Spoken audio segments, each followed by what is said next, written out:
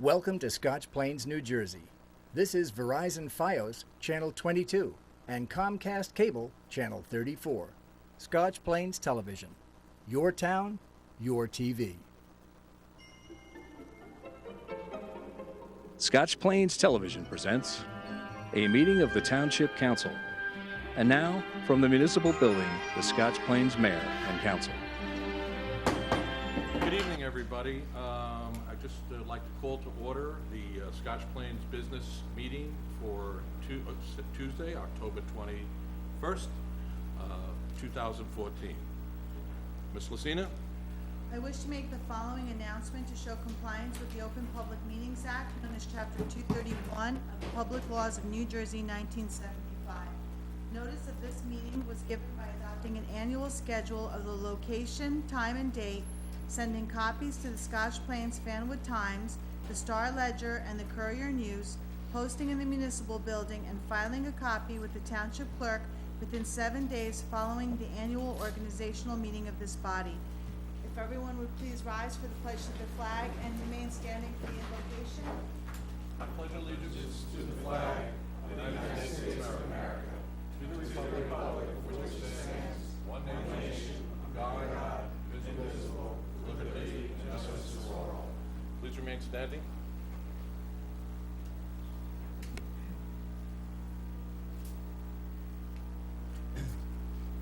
Bless all of us gathered here tonight in this room, our families, and all those throughout our town as well, with good health, peace, and prosperity.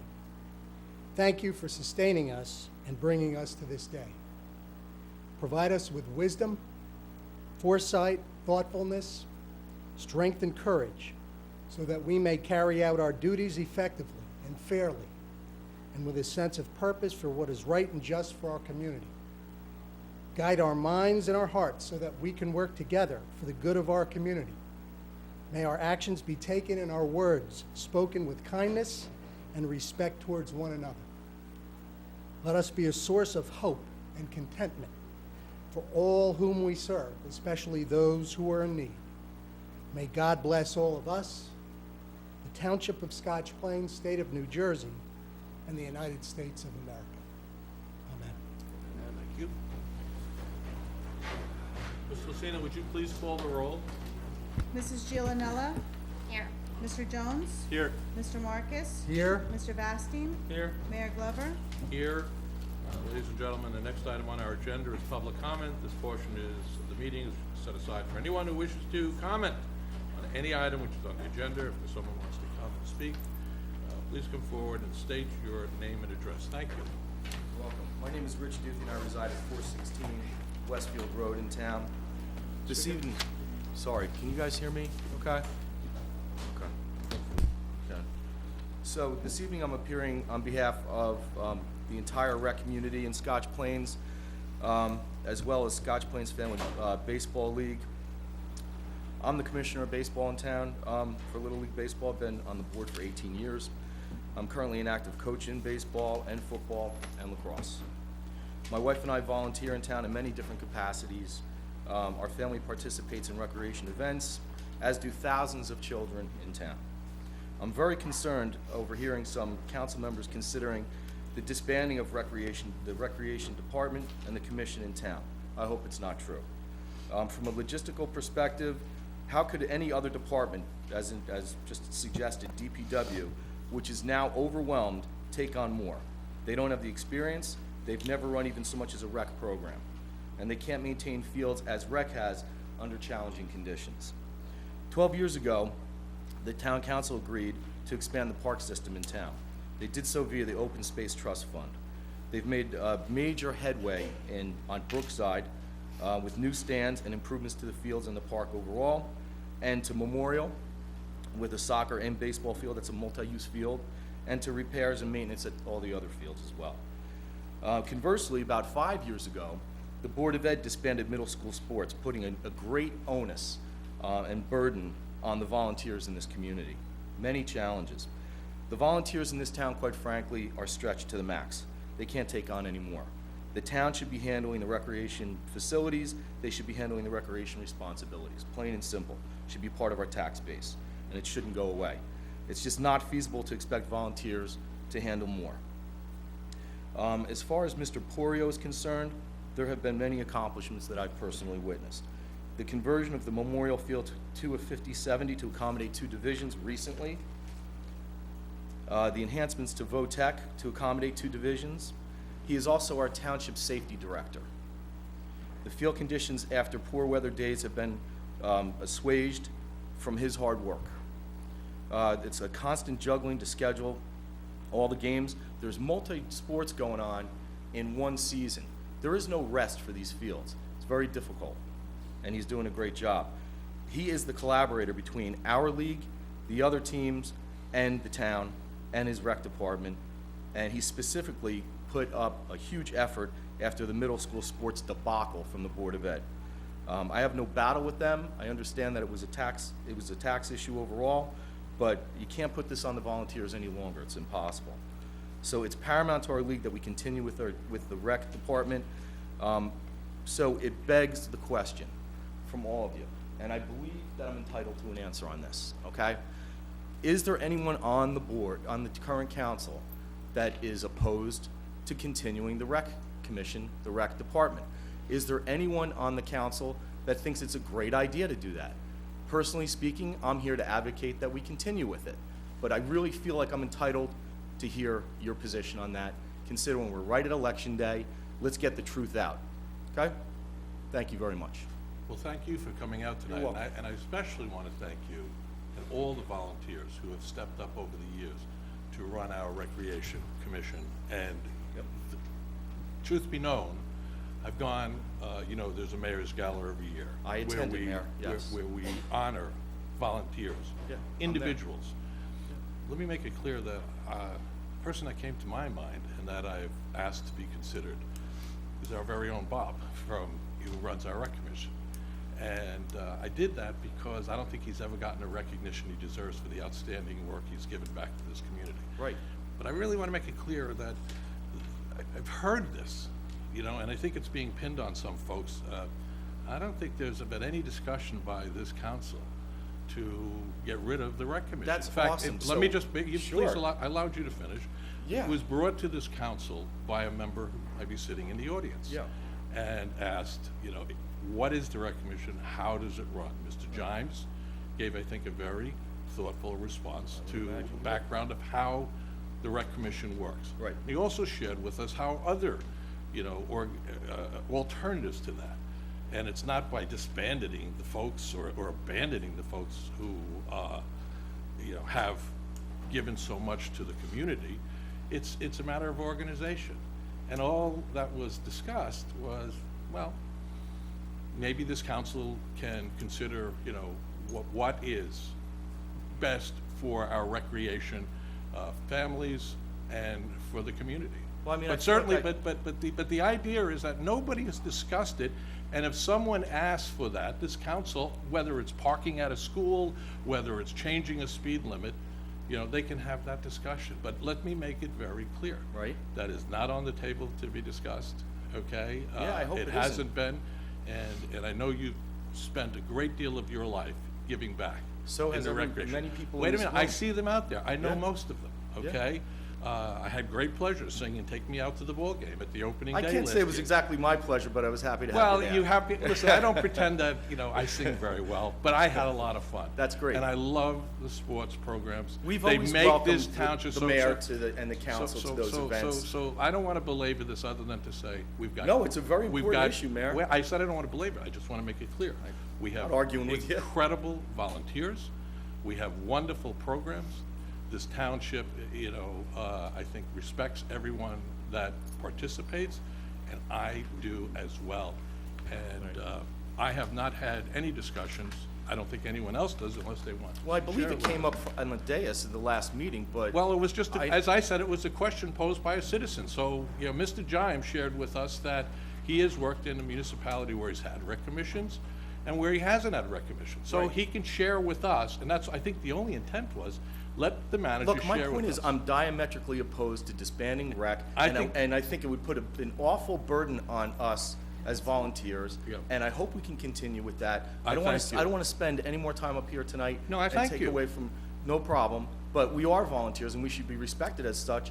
And the biggest piece of tonight's takeaway should be that we should not disband rec, we should not take it out on innocent employees, and I don't know where else we would get the labor force to do it. Nobody has suggested that, my friend. Okay, I'm gonna keep, And I'm again, gonna hold and you to your you word, can- you can- everybody. You can come here again, and the fact of the matter is. Thank you. I just want you to leave understanding that we here appreciate all that is done by you and by the citizens of Scotch Plains to support our recreation. No to problem, support little our bit kids. off the point, but. the No, real no, point no, is- I don't think it's off the point at all. I, I'm I not would- arguing with you, Mayor, that's how I feel. I would like to respond. Sure. Hello, Mr. Do you want me to stay here? Duthie. Well, no, you came up and you said you feel you're entitled to a question, and the mayor An answer, obviously. yeah. An answer. Yeah. The mayor obviously can only speak for himself on right. this particular issue. Yeah. I think that anyone who knows me or has spoken to me for more than 10 seconds would know how passionate I am about recreation. When I ran for this office 2 years ago, I spoke on the issue often. It is something that I believe can be absolutely the backbone of the community. I believe, as you have said, the volunteers in this community are amazing. Yep. And I think there's an important distinction, and I just want to make sure with all of the pieces that we have coming together with an election coming up, which I know is probably very important to you as a contract holder in the township. More so that as a we are- volunteer. You That can we keep are the keeping contract, I'm more track, concerned that with we the are keeping volunteer. track of all of the facts surrounding what recreation is in this community. And I love that you got up and you said that you speak as a representative of the recreation community. I do. So I do want to tell you on this particular issue, respectfully, I did not ask you as a as a person who benefits from recreation in this community to stand up and represent me this evening. What I will say to you is, we have a long way to go in that particular area. While our volunteers are absolutely strapped to the max, and our leagues have stepped up and done an excellent job carrying the torch for our middle school sports, recreation as a whole is not what it needs to be. When we have a building that was allowed to decay and look the way it does under the control of recreation, I would suggest that we have a seriously flawed system in this town. So can I ask you a would also if I say, may, Rich, can I ask no, you a no, question? Rich, Is that a you bond asked- ordinance item? You asked for an answer, and I Yeah. want to give you I one. appreciate the answer. Because something that is very important to me Yeah. is honesty. Yeah. I am seriously troubled by the condition of our parks. Feces, graffiti, swastikas, biased language that your recreation director that you spoke so passionately in defense of presented at a public council meeting up here as justification as why the Scotch Plains taxpayers could not have a nicer pavilion in our town. I would say that there is a flaw in that system. And let me be very clear in this answer. The flaw is not the volunteers that have kept all of these leagues going. The flaw is not the majority of our employees. But I do believe there may be a piece that we need to look at. And what exactly is the accountability? We spent a lot of time up here in the dais talking about how we do not run the day-to-day operations, how under this system of government, we should not be running the day-to-day operations. Admirable. And yet some of those same people stand up very strongly to defend the Recreation Commission. Now, here again. You should have seen it we're 10 years here ago. again, Mr. Duthie. I don't wanna get cut off. I We're just not wanted to talking weigh. about the Recreation Commission members, of which, many of which I know personally. As do and I. I think they are incredible people Yep. that got into this for all of the right That's right. reasons. But I do think that we could consider, as was suggested by a member of the audience, who I believe you know very well personally. I really don't know who you're I referring would to. say this, that if there Right here. is something that would allow us to have our manager be able to more closely supervise the conditions of our parks, negotiations with the county, where I feel that we fell short on that part of the agreement with the Ponderosa, that we should empower our township manager as much as possible if the council feels that that is fit. However, to stand up and say that because a member of the audience suggested that we revisit the Recreation Commission form of government, and that somebody up here said we should put that on a future agenda, to suggest even remotely that that could possibly equal disbanding recreation in this community is probably the most ridiculous statement I have ever heard and muttered in this room. All I'm trying to tell you is that that's how I saw it when I came to the meeting. So if that misinterpretation is on me, then so be it. But the answer is, I want to prevent that from happening. I want to protect the community from that Mr. happening. Duthie, And if you this is call a me matter of, anytime. you're cutting me off now? If this is a simple matter of money, pass the damn bond ordinance. Let's One make issue that has happen. nothing wait a to do minute. with the other. Call me Exactly. anytime you What do you want guys, to I don't discuss understand why you guys are taking recreation. such an There's adversarial no position reason- with me. I'm a there's no reason- volunteer in town. Well, and I think the councilwoman and I, and if anyone else would like to weigh in, have been very respectful to you. I would And hope we're so. not, we have not been argumentative. We just want to get the story straight. We respect our volunteers, but you want to know something, you've heard me say before, if we can do better, we're going to do better. And if there's a suggestion that we should consider through the manager, what would be the objection? And you know what? Coming here as a representative of all the fields, as there, I'm sure not everyone would agree with your presence. That's okay. I'm the Okay. only one here talking about it, Bill. But that's perfectly fine. Mr. Duthie, I respect that you came out tonight. Yeah. If anything, I hope we made it clear to the citizens of Scotch Plains that there's another story to what the funny season is wanting a lot of This people has nothing to believe. do with politics. This has everything to Well, do I think we've answered you. with the rec. Thank you, Mr. Duthie. You're I welcome. really appreciate your No comments. problem, everybody.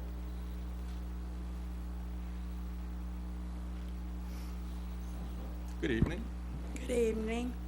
My name is Judy Terry, 1421 Broadway Road. This past weekend, we at the Osborne Cannonball House helped celebrate 4 centuries in a weekend, commemorating New Jersey's 350th birthday, 1664 to 2014. October 20th, 14 marks the date in which 3 Lenape Native Indian sachems, chiefs, signed the deed later known as the Elizabeth Tract, 500,000 acres of land located between the Passaic and Raritan River and Arthur Kill to a small group of English settlers from eastern Long Island. Elizabethtown was the first English-speaking settlement in New Jersey. We at the Cannonball House contributed by opening our doors of the 1750s home of Jonathan and Abigail Osborne to 4 finished rooms appointed with colonial and early 19th century furnishings. A parlor reflects Victorian taste. The house takes its name from a cannonball that struck it during the Revolutionary War skirmish. The Cannonball House joined the 350th New Jersey weekend by remembering the fight for liberty in World War I with original uniforms, medals, historical photographs, and memorabilia. Featured was a collage of pictures and documents from the dedication of World War I Memorial and Cannon on May 20th, 1920. It answers the question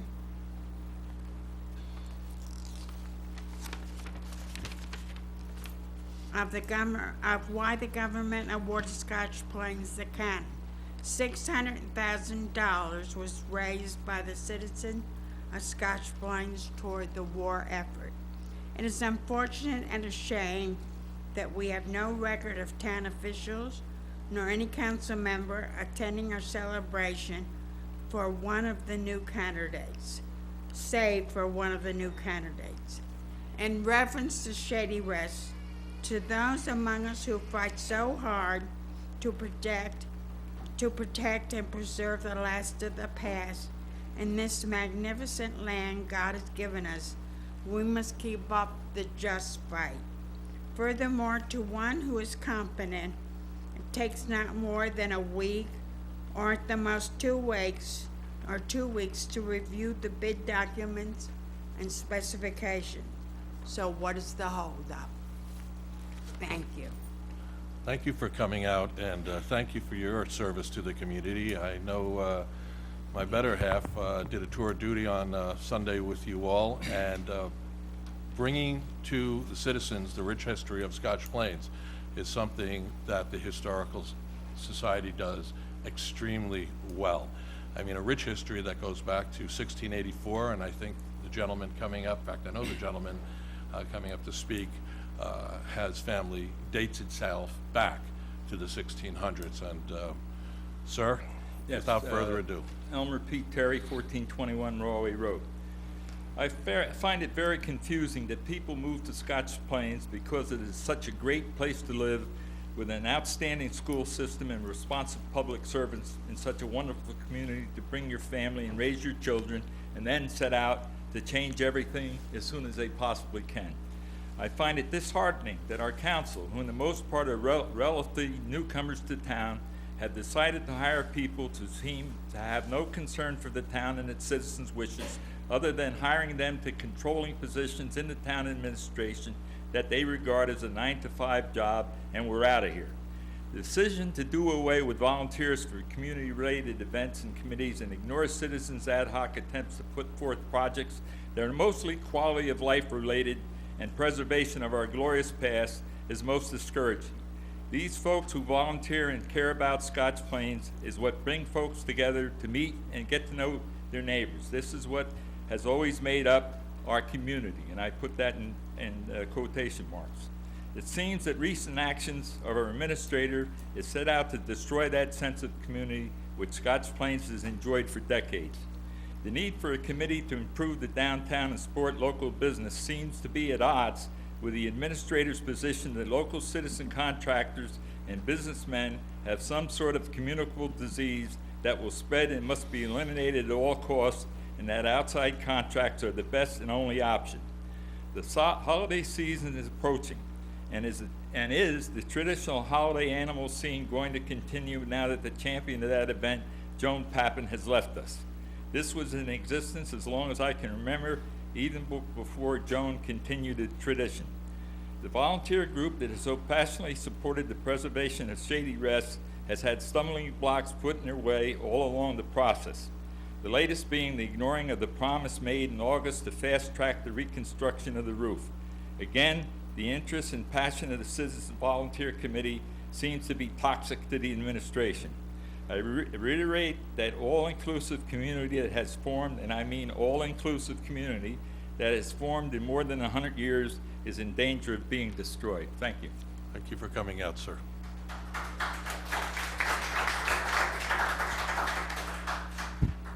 Good evening. My name is Kimberly Nixon. I live on Myrtle Avenue in Scotch Plains. I'm here because I want to thank Mr. Jimes personally for, I guess, getting to Mr. Sergeant Hernandez in a timely fashion from the last meeting that we had here. But he put up the message board in front of my neighbor's house, which is the 300 block of Myrtle Avenue, but he took it down like within about 2 or 3 hours. I'll say maybe 4 or 5, okay? But, and when I called him regarding that, he said, we got better things to do than to worry about Myrtle Avenue. I felt very insulted, not by you, by him saying that. Because, again, I leave the house about 6 o'clock in the morning, and there are cars racing back and forth. That's the first through street that goes to 22 to 78. And the kids start going out there about 7:30.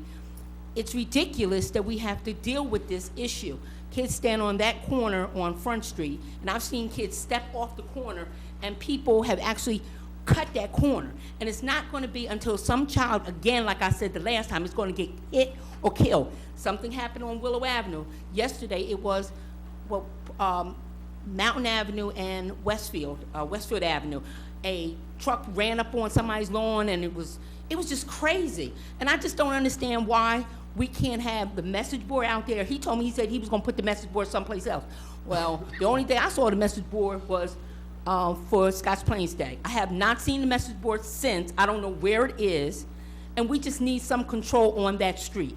And I'm gonna ask my neighbors to come out the next time we have a meeting and just stand tall with me, because my children had every right to walk up and down the streets.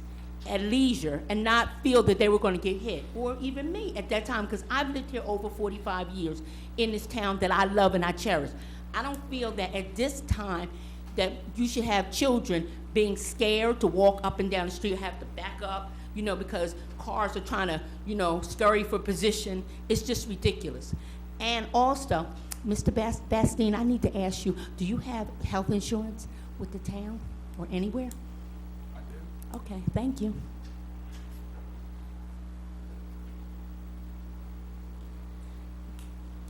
Good morning. Thank you for your comments. Gracious. Good evening, Sylvia Hicks, 435 Hunter Avenue. I am the Preserve the Shady Rest Committee. I had first stood before the council in August 2013 to support the preservation of the Shady Rest Country Club. We filled this room with supporters, and I'm sure you remember that. In September 2013, many people made public comments requesting that the Shady Rest be preserved. The council voted unanimously to pass a bond ordinance for the undertaking of the professional studies and various repairs, improvements to the Scotch Hills Golf Clubhouse. I'm sure you remember that. On January 2014, Mr. Vastine noted that the council had been working on preserving the history of the Scotch Hills Country Club. He also requested that the manager and recreation liaison approach the rec commission to consider the name back to the Shady Rest, and set funds aside to erect the statue of John Shippen. I'm sure you remember that. On February 18th, 2014, the USGA sent an invitation in a letter advising the town that the Shady Rest would be featured in a 2-year exhibit. They noted that it had valuable historical significance to the African American plight of golf. They stressed in the letter the importance of the conservation and preservation of that clubhouse. Again, they also asked for repairs to begin. I'm sure you remember that as well. I'm going to speed up in time a bit. At the request of the town council, a historical architect was hired to report the condition of the clubhouse. This was a great idea. We were all concerned if the building could sustain a new roof. We were lucky to find that it can. Mr. Jimes hired Mr. Barton Ross. Excellent choice. He truly committed himself to the project and compiled a very thorough report and study of the clubhouse. It took close to 8 weeks or more before the report was shared with the public, but on August 12th, I have to give credit to Mr. Jimes giving us an exclusive night of just reviewing that report compiled by Mr. Ross. And I'm gonna ask, have repairs been made? Yes, they have. But 1 year later, there's still no new roof. And I'm sure you remember that. Where is the public bid? Why are we stalling? What is the holdup? To the council members, you publicize, or specifically Mr. Jones, Vastine, and Marcus, you've been publicizing and standing on the soapbox stating that you care about the Shady Rest. You're in favor for the Shady Rest. You want the repairs to be done. Then why aren't you vocal along with me and wondering why this bid has not been placed out? Because we know the answer. I will end with this. There are many eyes across the United States watching Scotch Plains. I've received many emails. I've received a lot of support. I have mailed DVDs out to people across the United States. I really, and like Mr. Terry, my family has been here for close to 75 years. My parents specifically 60 of those years. And I really do not want to say that I live in Scotch Plains and someone say, oh, you live in a town where they let the historical building go to ruin. Please, I want to find out what is the status on the bid, because I'm too ashamed to tell anybody where I live and where I was raised, and you're gonna let a building like that go down the tubes. Thank you very much for your I time. want to thank you for coming out tonight. Ms. Hicks, and if I may finish, please. Sure. And I would hope that you would stick around for a while, and in the manager's report, I would expect that Mr. Jimes will have an update for us on that. Thank you. Good evening. Good evening. I'm Chris DiMaria, 105 Chetwood Terrace. I'm the president of the Scotch Plains Fanwood Soccer Association. So I'm going to go back to the issue and topic discussed by Mr. Duthie, so apologies for being in the back of the line. Wanted to first thank the mayor and the council for, and specifically the rec commission, the appointed and the volunteer members, for our really gracious access to the fields over the years. And the reason I'm here tonight is also to point out that I've been as a volunteer in the association for more than 15 years, and I've volunteered in other sports organizations within the town as well on a lesser level.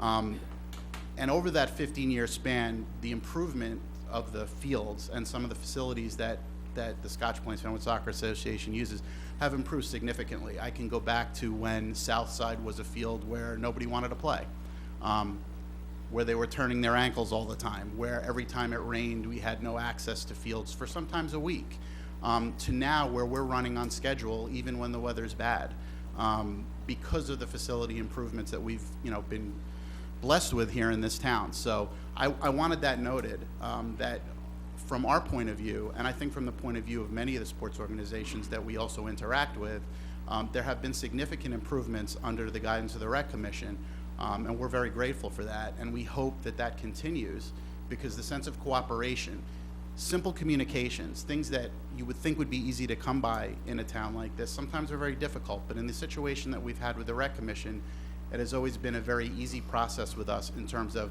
voicing concerns, having them addressed, them voicing concerns with us too about usage, litter, things like that, and having them addressed, and being it in a good spirit of cooperation, understanding that this is for the benefit of the community, but very specifically for the kids and the development of the programs in the town. So I thank you very much for your time, and that's all I have to say. I greatly appreciate you coming out, because I don't think I've seen you here that often, and so you're very passionate, and that's important to us as a community. And again, once again, I believe I'm speaking for everybody here. Thank you. Thank you. I can't say more than that. Thank you.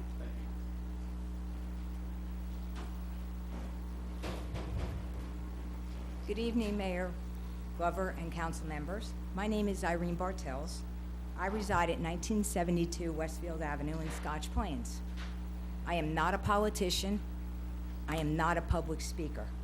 What I am is a lifelong resident, and that is why I am passionate about and so offended by the articles I have read in the paper regarding our Scotch Plains contractors. I am here this evening to provide a rebuttal to certain statements made by Councilman Bastine in recent articles in the Scotch Plains Fanwood Times on September 18th, October 2nd, and October 9th.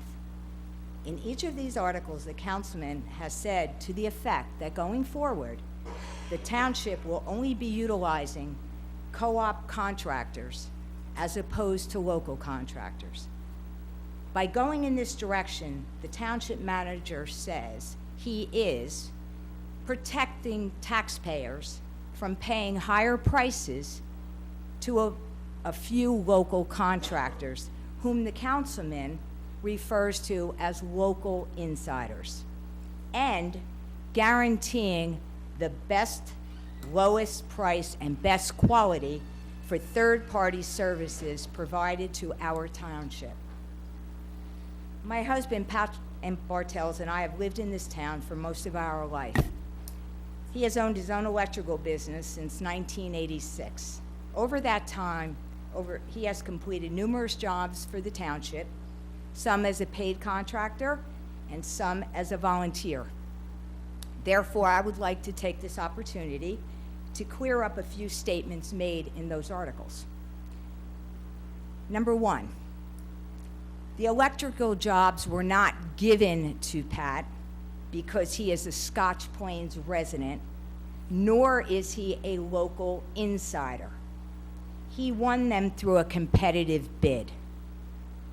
Number two, the councilman stated in his September 18th article that the co-op ensures the township is getting the guaranteed best quality for using co-op contractors. He never identified for his claim how he measured best quality. Number three, The councilman also stated that by using co-op contractors, it would guarantee the lowest pricing.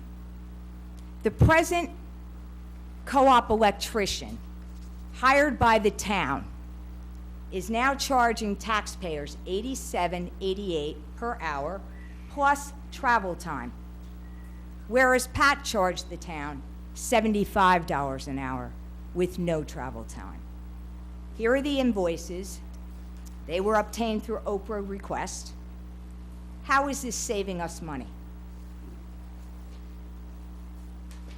Number 4, yet the township manager has opted to still use non-co-op vendors and contractors as he sees fit. For example, our police cars are still being serviced by Lou's Garage. That business is not a co-op. But it makes perfect sense. Excuse me, I'm not done. But it makes perfect sense for us to use him. He's local in Scotch Plains. So what is the difference between a local mechanic, plumber, paver, vendor, electrician? Why is it okay for him and not for us? My presentation here tonight is on principle, and it's not to give anyone the impression that because Pat no longer works for the town, it poses a financial burden for us. Nor, I do not want anybody to seem that I'm being redundant to my husband's letter to the Times on October 2nd. But for all you residents that did not read his letter, I hope you are listening tonight. All townspeople need to be aware of what's happening to our town and to our contractors. They are skilled, competent, professional craftsmen that need to be defended for all their longtime support and services to our community. Perhaps an education in the history of the contractors in Scotch Plains is needed for all of you that have not lived here that long.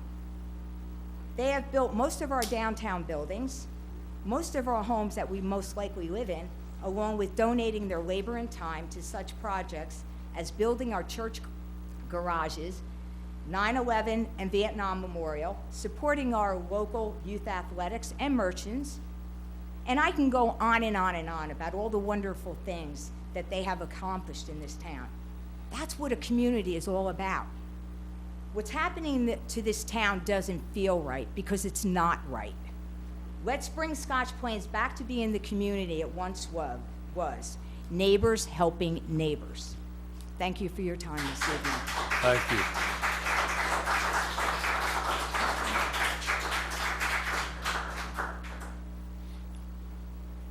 Good evening, Mayor. Frank Rossi, Dogwood Drive, Scotch Good evening, Plains. Councilman. Nice to have you here again. Yes, it's been a long time. Long time. And after seeing the issues and the passion of the residents, I know the Bartels, very nice and good people. I remember the weighty job you have as you sit up there. I thank you, all Councilman, of for you. recognizing that. My focus tonight was very limited. I came here to support the recreation community and the recreation volunteers, and heartened to hear your equal support as we opened up the meeting. What raised my concern was over the last 3 or 4 months, maybe even longer, reading the articles occasionally, watching the meetings, not coming, the somewhat negative light our recreation community was being placed in, from the Brookside Park Pavilion to the pond, and those jobs where, as you read those articles, as if our recreation commission had and volunteers and frankly employees had not accomplished anything over the years. And frankly, there's always room for improvement. I hear those supporting Scotch Hills, and I understand them wanting to move things more rapidly. Very gracious and earnest response, and as well as Brookside. I'm sure there could be things that could be improved, done faster. Of course, some of those things are shared responsibility between staff, between the council, and frankly, allocating the resources, whether it be by bond or not. I didn't come here to speak to the bond ordinance. You guys have to make that decision. But they do go hand in hand, and I don't think you can separate. But hearing that, such a negative light reminded me of my service on the recreation. You mentioned that I served on this council. And for 7 years that I served on the council, I was privileged to be the liaison to the Recreation Commission. And when I started with the Recreation Commission, we didn't have so much as a maintenance plan, never mind the strategic plan.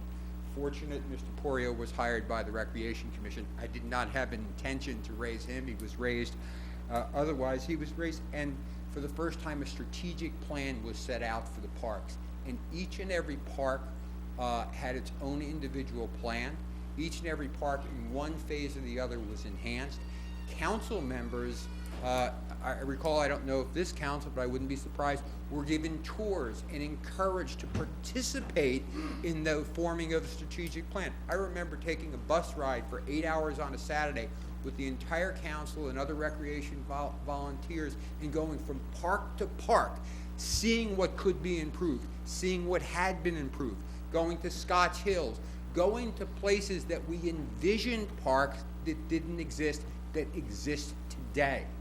Memorial Park was a construction office that was an environmental disrepair, that was a blight for the community. Not only is it green space in a park, but it also serves as a reminder of those who lost their lives. So, Kramer Manor, Haven, Farley Avenue, each and every park has been improved. Can there be more? If we had an unlimited sum of money, yes, each park could be in perfection.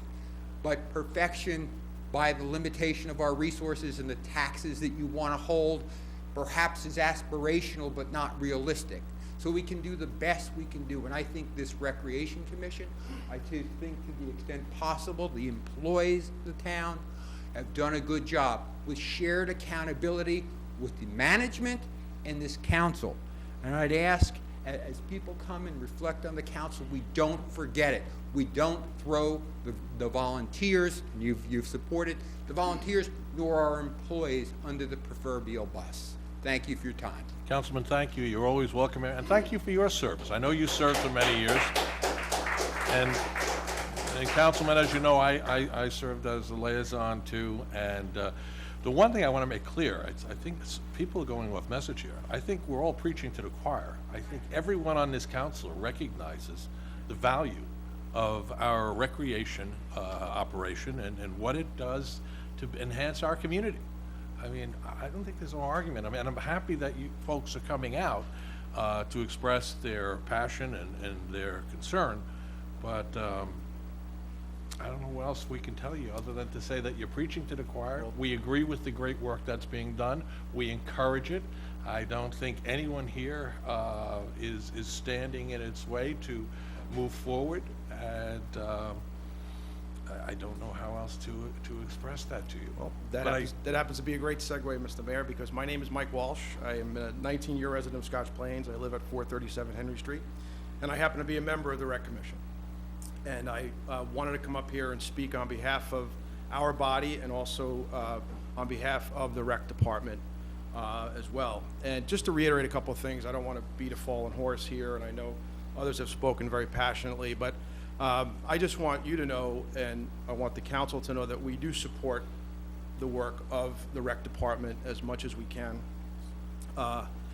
There are some issues that are going on with our parks that Mr. Porio and his staff are very aware of. He does make us aware of them, and we do try to take action as quickly as possible. Specifically at Ponderosa, we've been very well aware of those issues. Mr. Porio does try to respond as quickly as possible and gets his men out there and tries to make the necessary repairs as much as he can. We are aware of all the issues regarding cleanup of the pond at Brookside, Terry Lou Zoo, and we are doing the best that we can with the resources available to follow up on what Mr. Rossi said. So I just wanted to come and speak on our behalf, on behalf of the work that we are trying to do. We are trying to do the best that we can with the resources that are available. Well, as I've said, I'll reiterate one more time, not to kill the dead horse either, okay? I don't know what prompted everybody to come out tonight, because, you know, I don't think anyone on this council has ever written anything negatively against the Rec Commission. In fact, I think I made it clear that I was suggesting that the head of the commission this year be recognized for the outstanding work he has done, and everyone else. Good. I mean, you can't make it any more sincere and than that. Well, You know, but on the other hand, if citizens come to us, as you heard before, and say that there's a street that's unsafe, or there's a sidewalk that needs correcting, or there's a speed limit that needs to be addressed, all right? I mean, this is what a democracy is. People have their own passions. People have their own interest on, you know, what a park should look like, you know, maybe to share with the council other opportunities or their fellow neighbor. This council's responsibility, okay, is to listen to all citizens and hopefully to work in the best interest of everybody. And we agree with. I think that you've known that, you know, and I served on the Rec Commission. I mean, it was a wonderful tour, and I won't call it even a tour of duty. It was a wonderful tour and an opportunity, and I've been very much a part of a lot of the good things they've done vis-a-vis the cultural arts, concert, whatever. Well, along the lines of what you're just saying, we too share in that responsibility, where we do have members of the community that do come to our meetings, our public meetings as well, and do share those concerns.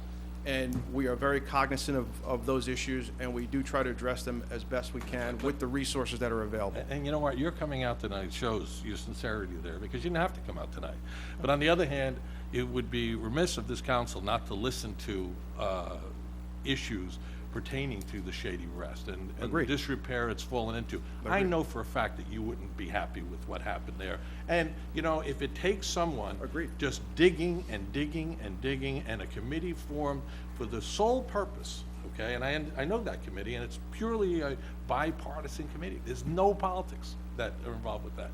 I know you'd be 100% supportive of that, because nothing would be worse than seeing something, any facility, whether it's a ballpark, whether it's a historical site, you know, fall into disrepair. And citizens, action citizens like yourself, make things happen in this township. So, like, once again, I thank you for your service. To everyone else who's come out tonight, I'm proud of what you do. I'm honored by your service. This township wouldn't operate as efficiently without you. Again, I appreciate that, and I invite the public that if there are issues related to the Rec Commission, to please come to our meetings and address it with us. I just can't stop people from writing. You understand? People have their own, That's you know, like agenda. Like you said, and- it's a democracy, and that's and, what you know, that's for what the makes it a same great reason why country. you came out here tonight, and believe me, everything that you say gets absorbed. But most importantly, your coming tonight is important. Thank you very much. I hope to see you soon.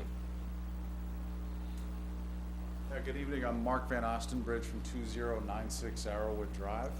And earlier this afternoon, I had an opportunity to send an email to everyone on the Township Council, but just in case, I believe that some of you haven't had an opportunity to read it, or at least I don't believe that you have, and as a matter of making it public record, I figured I would read it here today.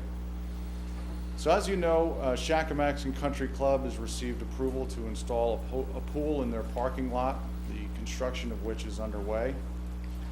Last night when I came home from work at approximately 6 p.m., I noticed the sound of a loud construction machine coming from Shakamaxon. While it was exceedingly annoying, I figured it would abate when the construction finished up for the day, and anticipated that time would come shortly after 6 p.m. However, it continued for hours until I was forced to call the Scotch Plains Police Department. This is about 8 p.m., along with many of my concerned neighbors with whom I had communicated over the phone and on text. I presume that after a visit from the police department, the construction finally shut down, but not until 8:45 p.m. Now, prior to that shutdown, I had an opportunity to survey the sound level using a sound meter outside my house, and it registered at a sustained 74 decibels.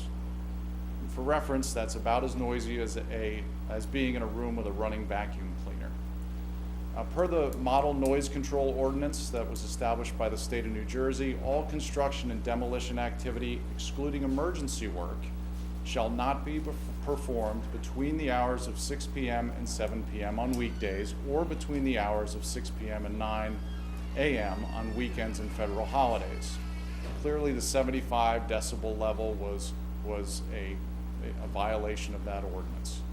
So by allowing the construction to continue until 8:45, the club and its contractor, frankly, have shown, in my mind, a blatant disregard for the law.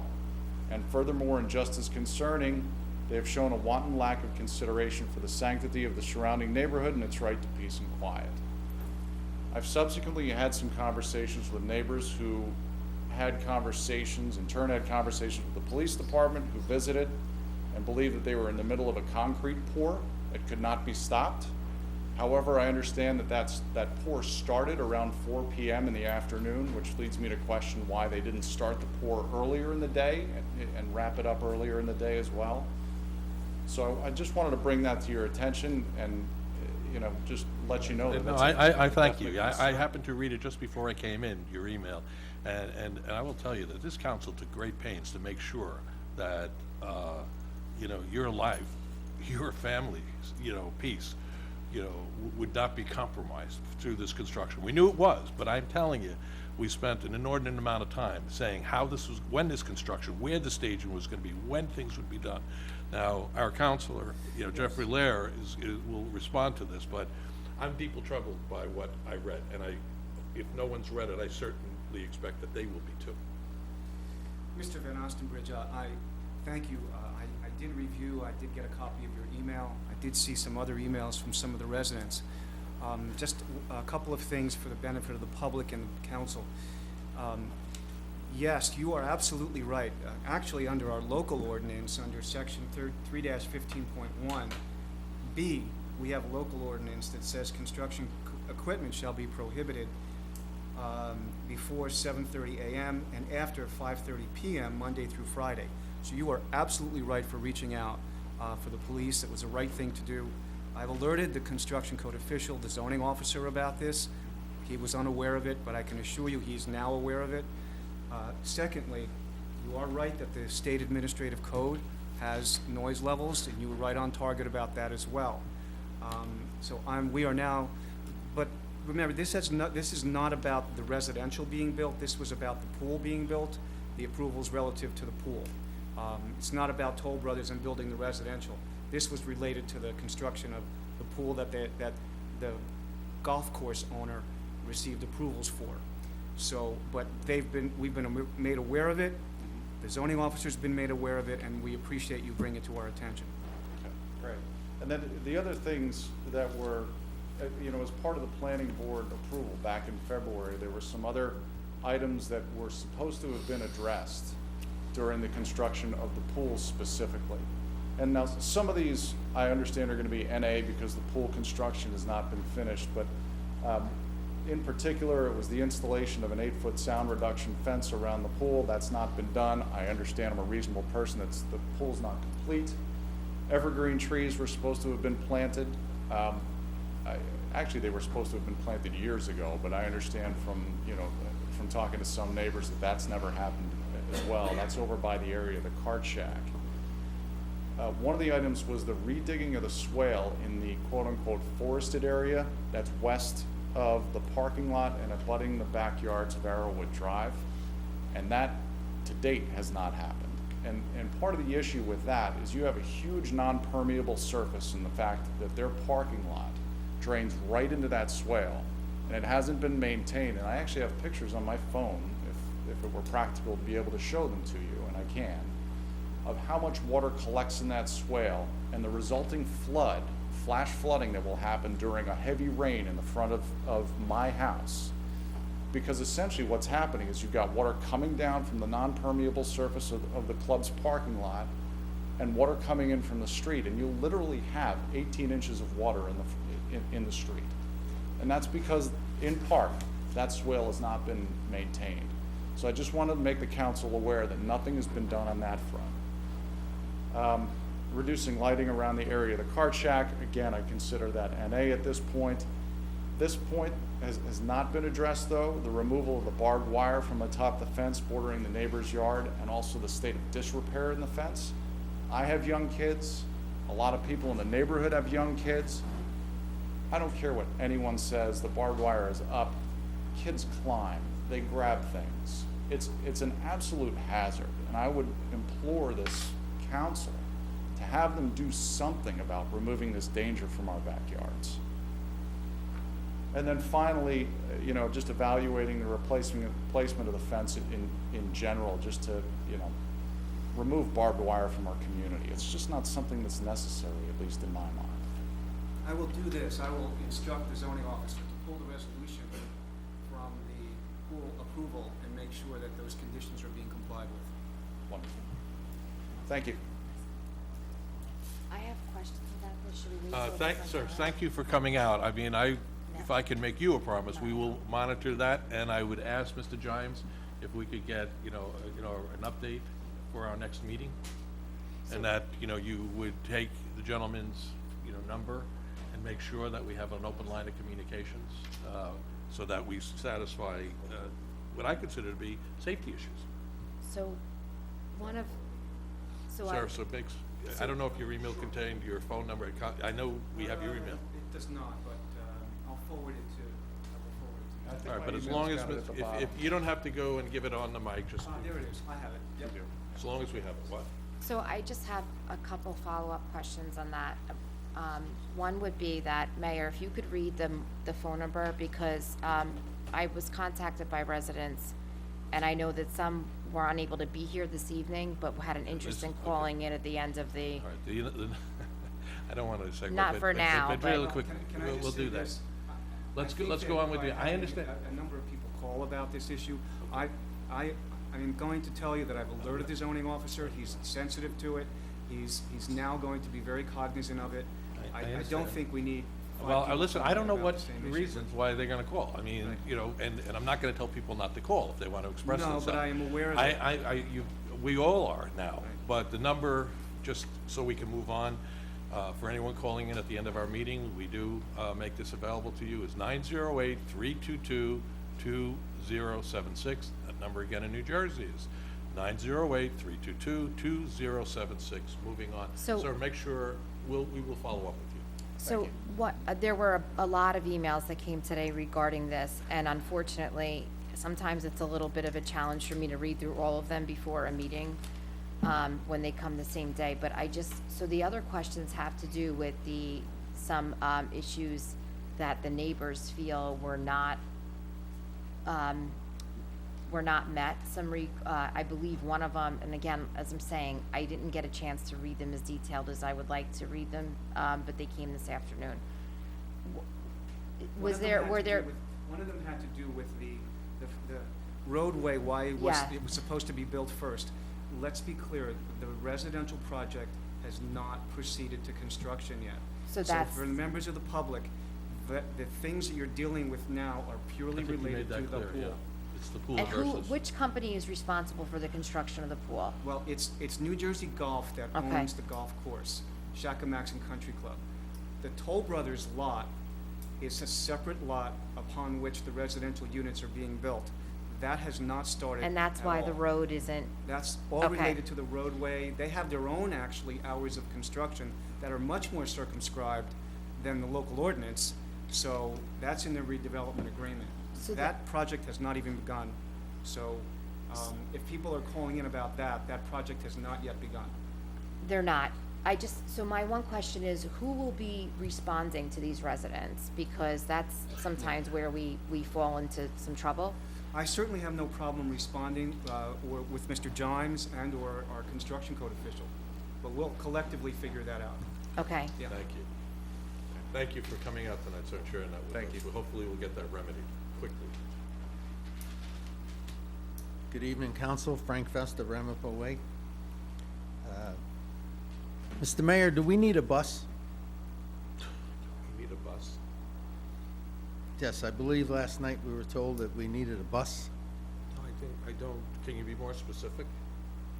I guess it's a senior citizen bus. Oh, okay. so you're making reference to the senior citizens bus. I think we have a senior citizens bus. It's been shared with this council that it is falling into disrepair, and there have been discussions as to whether or not it needs to be replaced.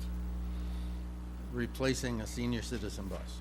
Is there any reason why a taxi cab cannot enter and work in Scotch Plains? Is there a reason why a taxi, is that as a substitute? Is there an ordinance against taxi cabs coming to pick up people that call them I'll ask. and ask them to bring them somewhere and then bring them back home? So taxi cabs can come in and out of Scotch Plains? Thank you, if that's Okay. your comment. Last night, we learned that our streets were dirty. I'd like to know, and I'm sure I'm going to have to ask someone else, but I'd like to know the schedule for street sweeping in the greater Scotch Plains area. I'd like to know the schedule for street sweeping in the downtown commercial area. I believe Mr. Johns can answer that for you. Okay, so, and part of that information would be the, how many curb miles we have? Okay, and the time it would take to sweep? So I could just contact you and with a list, and then you'll get back to me? Okay, Thanks for coming out, Mr. Festus. thank you, sir. Bester. Seeing no one else coming forward, that pretty much concludes our public comment. Next thing on our agenda is a public hearing and final adoption. Ms. Lacina, will you please read the ordinance? An ordinance to amend ordinance number 22-08 establishing salaries and wages for certain municipal employees of the Scotch Plains Public Works and Recreation Association for contract years 2014 through 2016. I'd like to move that this ordinance be adopted on first reading and be advertised according to law in the Scotch Plains Times, and that copies be available in the clerk's office and posted on the bulletin This board. is the second reading. Excuse me. It's okay. Pardon me. It's right below it. Thank you. You're I move that the public hearing on this ordinance be open. Sorry. That's okay. It was a long public comment section, so I fully understand. We have a second. May we vote on that, please? You have to open. Oh, excuse me, I would like to, I like to open up the public hearing on this ordinance. So council comments are appropriate when? You have to move to close the public portion if we're Seeing no one coming, the mayor is going to move to close the public hearing on this matter. Before we Are there have a any ro- other comments? Before we have, All in favor? Aye. Thank you. before we go to a roll call vote, I just want to renew my concerns that moving forward, I think it's a very poor practice to vote on and approve labor contracts without consulting Labor Council. There is a reason that townships are represented by Labor Council. It is a dangerous, dangerous situation when we put negotiations of a contract into one person's hand without running that by somebody who can really make sure that the township's interests are protected, particularly when we've heard numerous times that this particular organization tends to present a challenge when it comes to such issues as grievance procedures. So that's all that I would have to say before we go to our roll call vote. Anyone else have a comment on that? Deputy Mayor, please. I move that this ordinance be adopted on second and final reading and be advertised according to law. Is there a second? Second. Do you need to call a roll on this? Please call a roll. Aye. Aye. Aye. Aye. Aye. Next thing up on our agenda is, do I have a motion to approve the council minutes? Yes, I would like to move for approval of the conference and business minutes of September 2nd, 2014, and September 23rd, 2014. Is there a second? Second. All those in favor? Aye. Aye. Next thing, we have a presentation And also a discussion of the Union County Kids Grant. I don't know who put that on, but I know we picked up a very generous check from the county for, I think, $90,000, ladies and gentlemen. Mr. Porio's coming to the mic. I'm sure he's going to share the good news. Hello, Mayor and Council. Good to see you this evening. If I could ask your indulgence, I promise you I only have 6 slides associated with the kids' grant tonight. I'm going to turn the lights out real quick, and Don't keep them out too long. It's past some of our bedtime.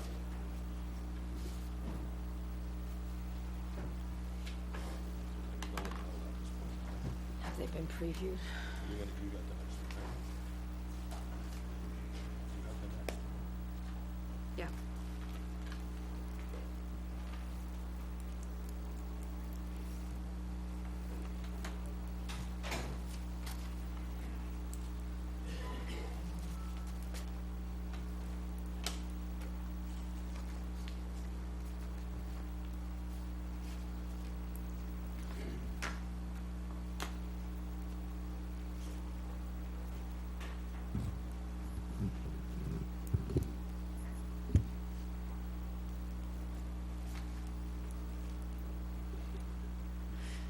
for starters, I'd like to thank the organizations, or at least some of them, for coming out tonight.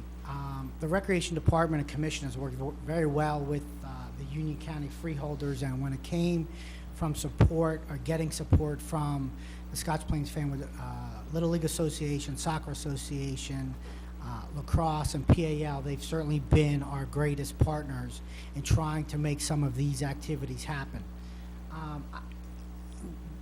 The freeholders, since I've been here in 2014, have supported the townships in numerous endeavors to help improve the quality of life for the residents of Scotch Plains.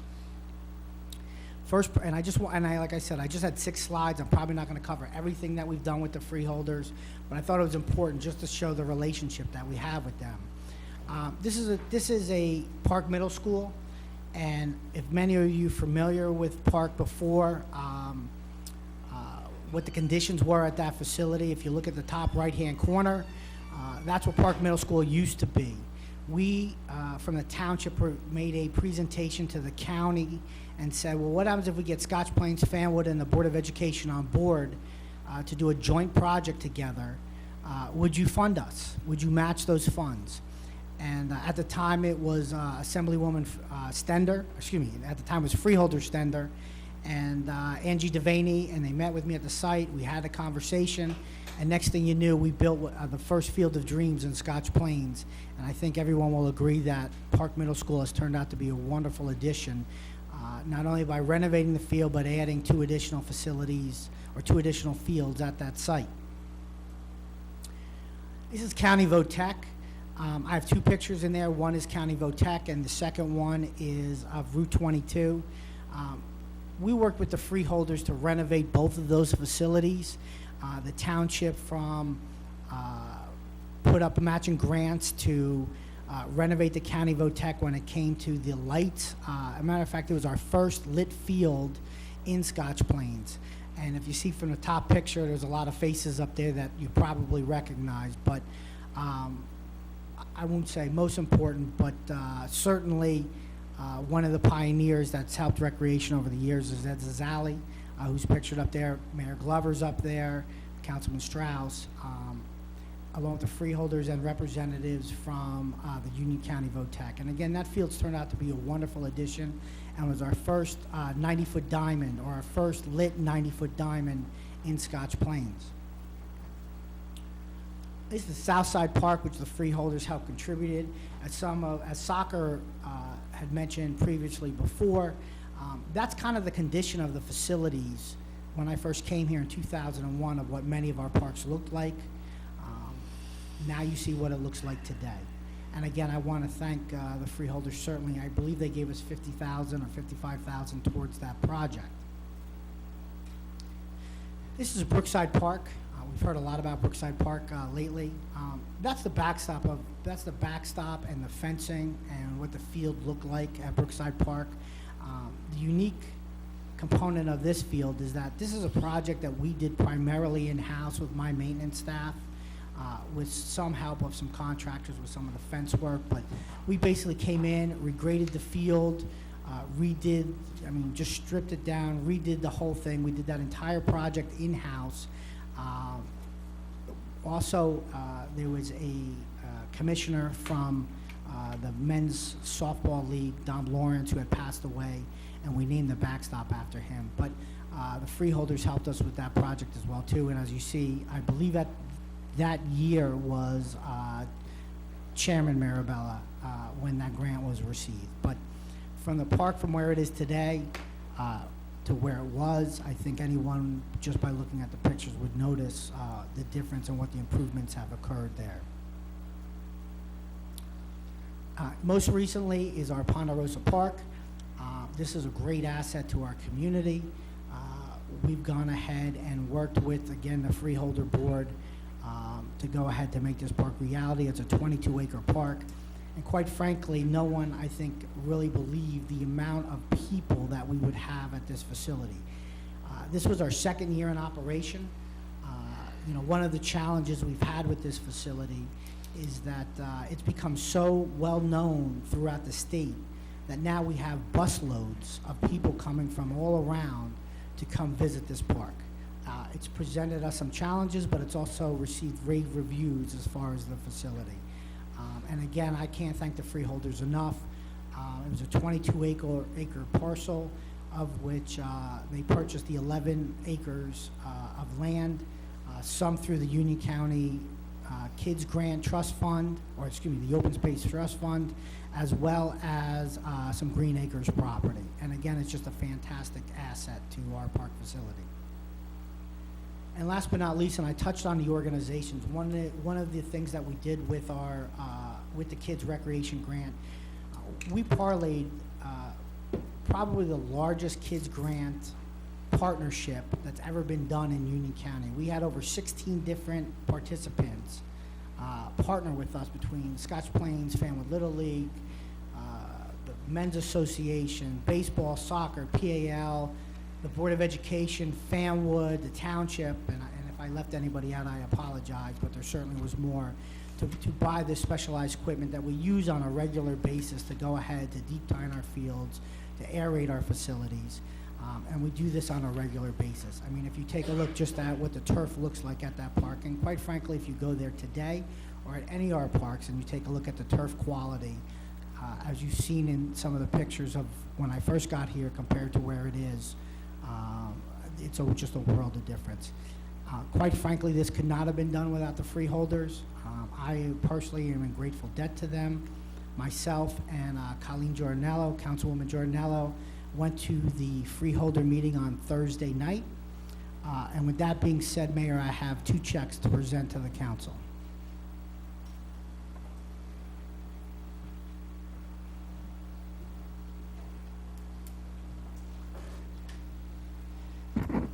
I believe we received the 3rd largest grant in Union County. I may be wrong on that, but the numbers were pretty high. I believe Linden and Elizabeth got higher than us, but they also have probably 4 times our population.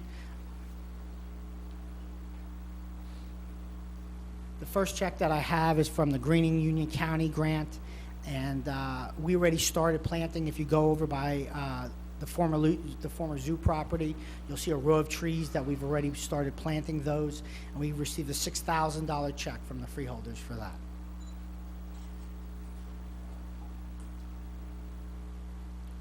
And the second check that we received was an $85,000 check from the freeholders for our kids grant application. And again, I just wanted to thank the freeholders, thank the council for supporting the kids grant application, and Mayor, I'm going to present these to you, and thank you, Colleen, for going to the freeholder meeting.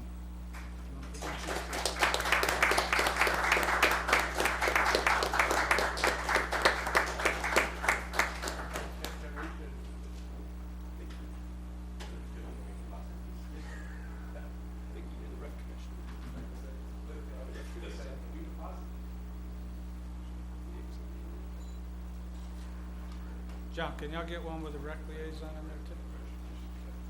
Come on. Thank you,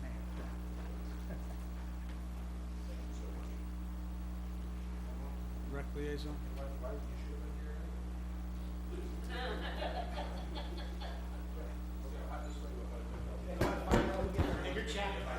Let's get this right once.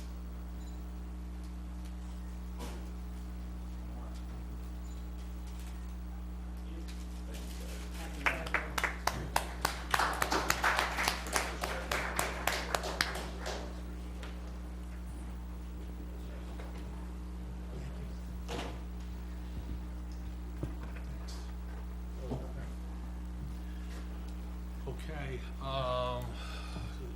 the next thing here is building repairs at Resolve. I know we've gotten some information on that, but, I guess, Councilwoman Giovanella may have put that on the, schedule. I don't see her. She might be coming in. Mrs. Alden. Can someone tell her, I think she's right outside, please. Jimmy?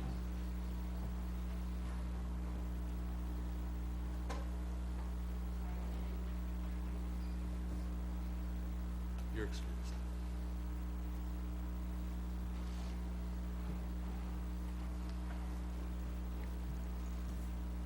We have a discussion here, the building repairs at Resolve, please. Yeah, you know, I had asked for this to be on the agenda because we've discussed it now several times, but I feel like based on the detailed email that we just got this weekend, that we are not in a place where I'm comfortable.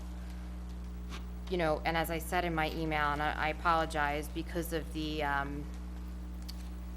law for communication between council members being what it is, I did not forward it to the majority of the council, but I did copy everyone else on the email just to say that I think that we need to really take a long, hard look at what our commitment is for this building. So this year alone, what I'm feeling is that Scotch Plains, for whatever reason, has had a series of pretty significant tragedies. You know, in recent weeks, I feel like the news doesn't reflect, you know, all of the hope and the happiness and the joy in the community, because we've had some really very sad things and numerous fatalities that our township employees and our township volunteers have had to really address. It's something we've talked about at other council meetings, and I know you're all very aware of the news. So whenever we go through these periods of time, what I think about is, you know, we do have this incredible organization. We are very blessed in this township to have a lot of religious organizations that really step up and provide incredible services. And then also on top of that, we have Resolve, which is available and based on individual levels of income and health insurance. We really have something incredible that is available, and I know that they are very flexible in the expenses that they charge to people. They're there as a resource. So our agreement with the, and I'm not sure if we call Resolve is the governing body that oversees that. Okay, so the board, maybe the board there, my understanding is that we have a responsibility to maintain the outside of the building. And then inside the building is, and you could correct me if I'm wrong, inside the building is the responsibility of the board that oversees Resolve. I would say this, when I look through some of the items on the list, my concerns are twofold. First, it's just the right thing to do. And if ever there was a time to make sure that we had these kinds of services continuing in the community, it would be now. And I know that this organization really stepped up for a lot of our volunteers, especially after we had that horrible father-son fatality in the community. I mean, that was very tragic, and people just aren't prepared to deal with that without counseling services.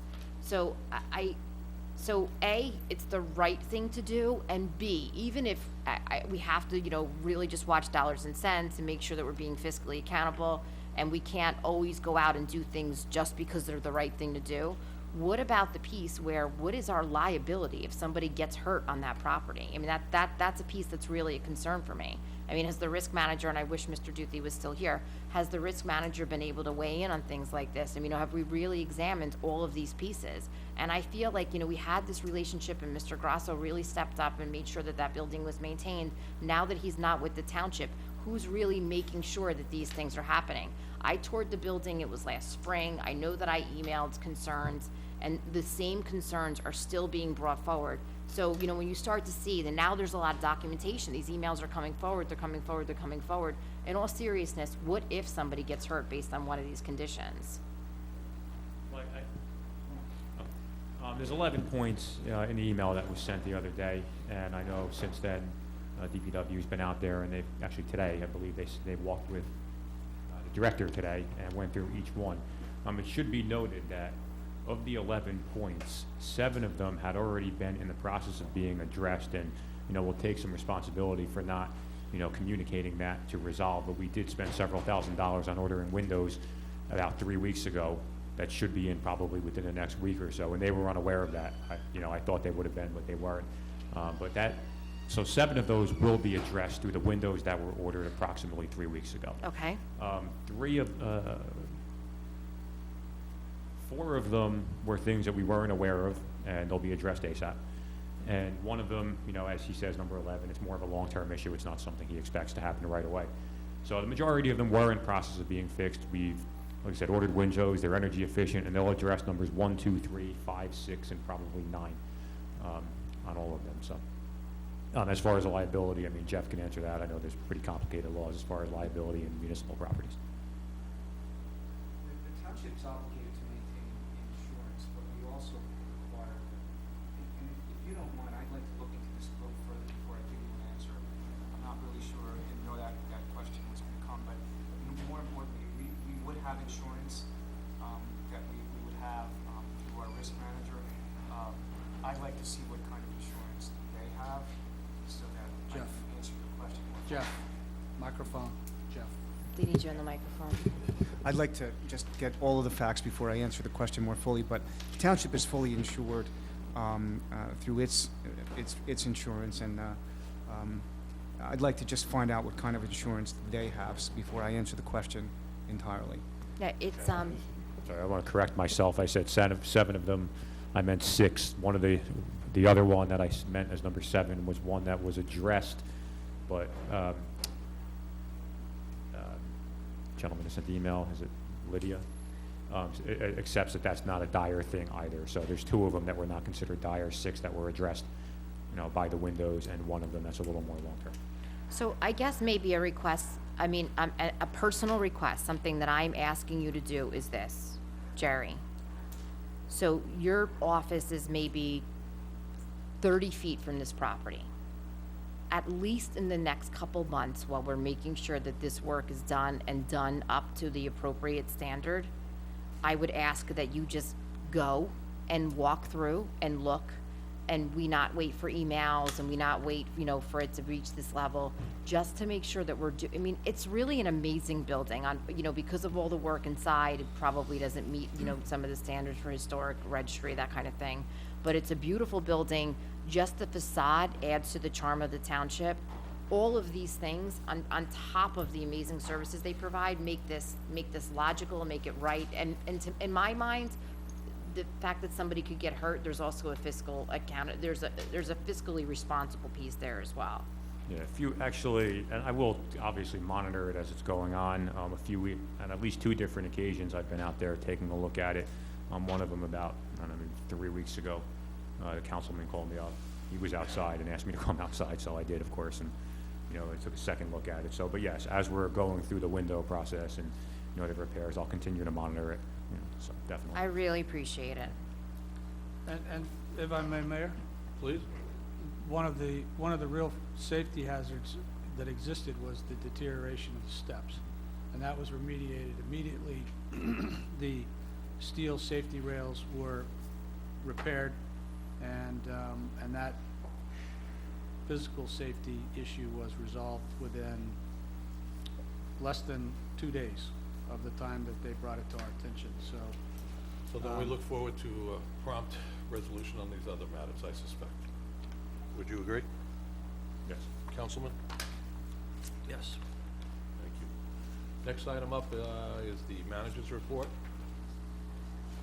I'll be brief. Most of my comments are related to agenda items and executive session, but to reference the comment that was made earlier about the Shady Rest Building, without going into all the details, I can tell you one of the things that was being waited for was the asbestos report. That is something we in fact ordered within 2 or 3 days of the meeting that we had when this was approved.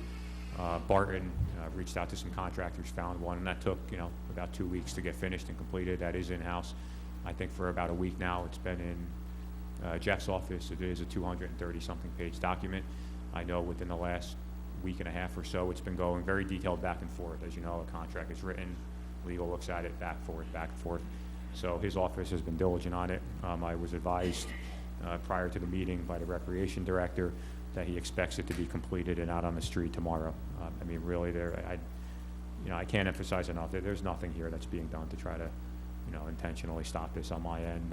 We want this to go forward, but it is, it's just not like putting a roof on a home and calling a contractor and say, come fix it. It's just Do you not. have an ETA, an estimated completion time on this? If it's out on the street tomorrow, I think we would figure about 2 weeks to be out on the street.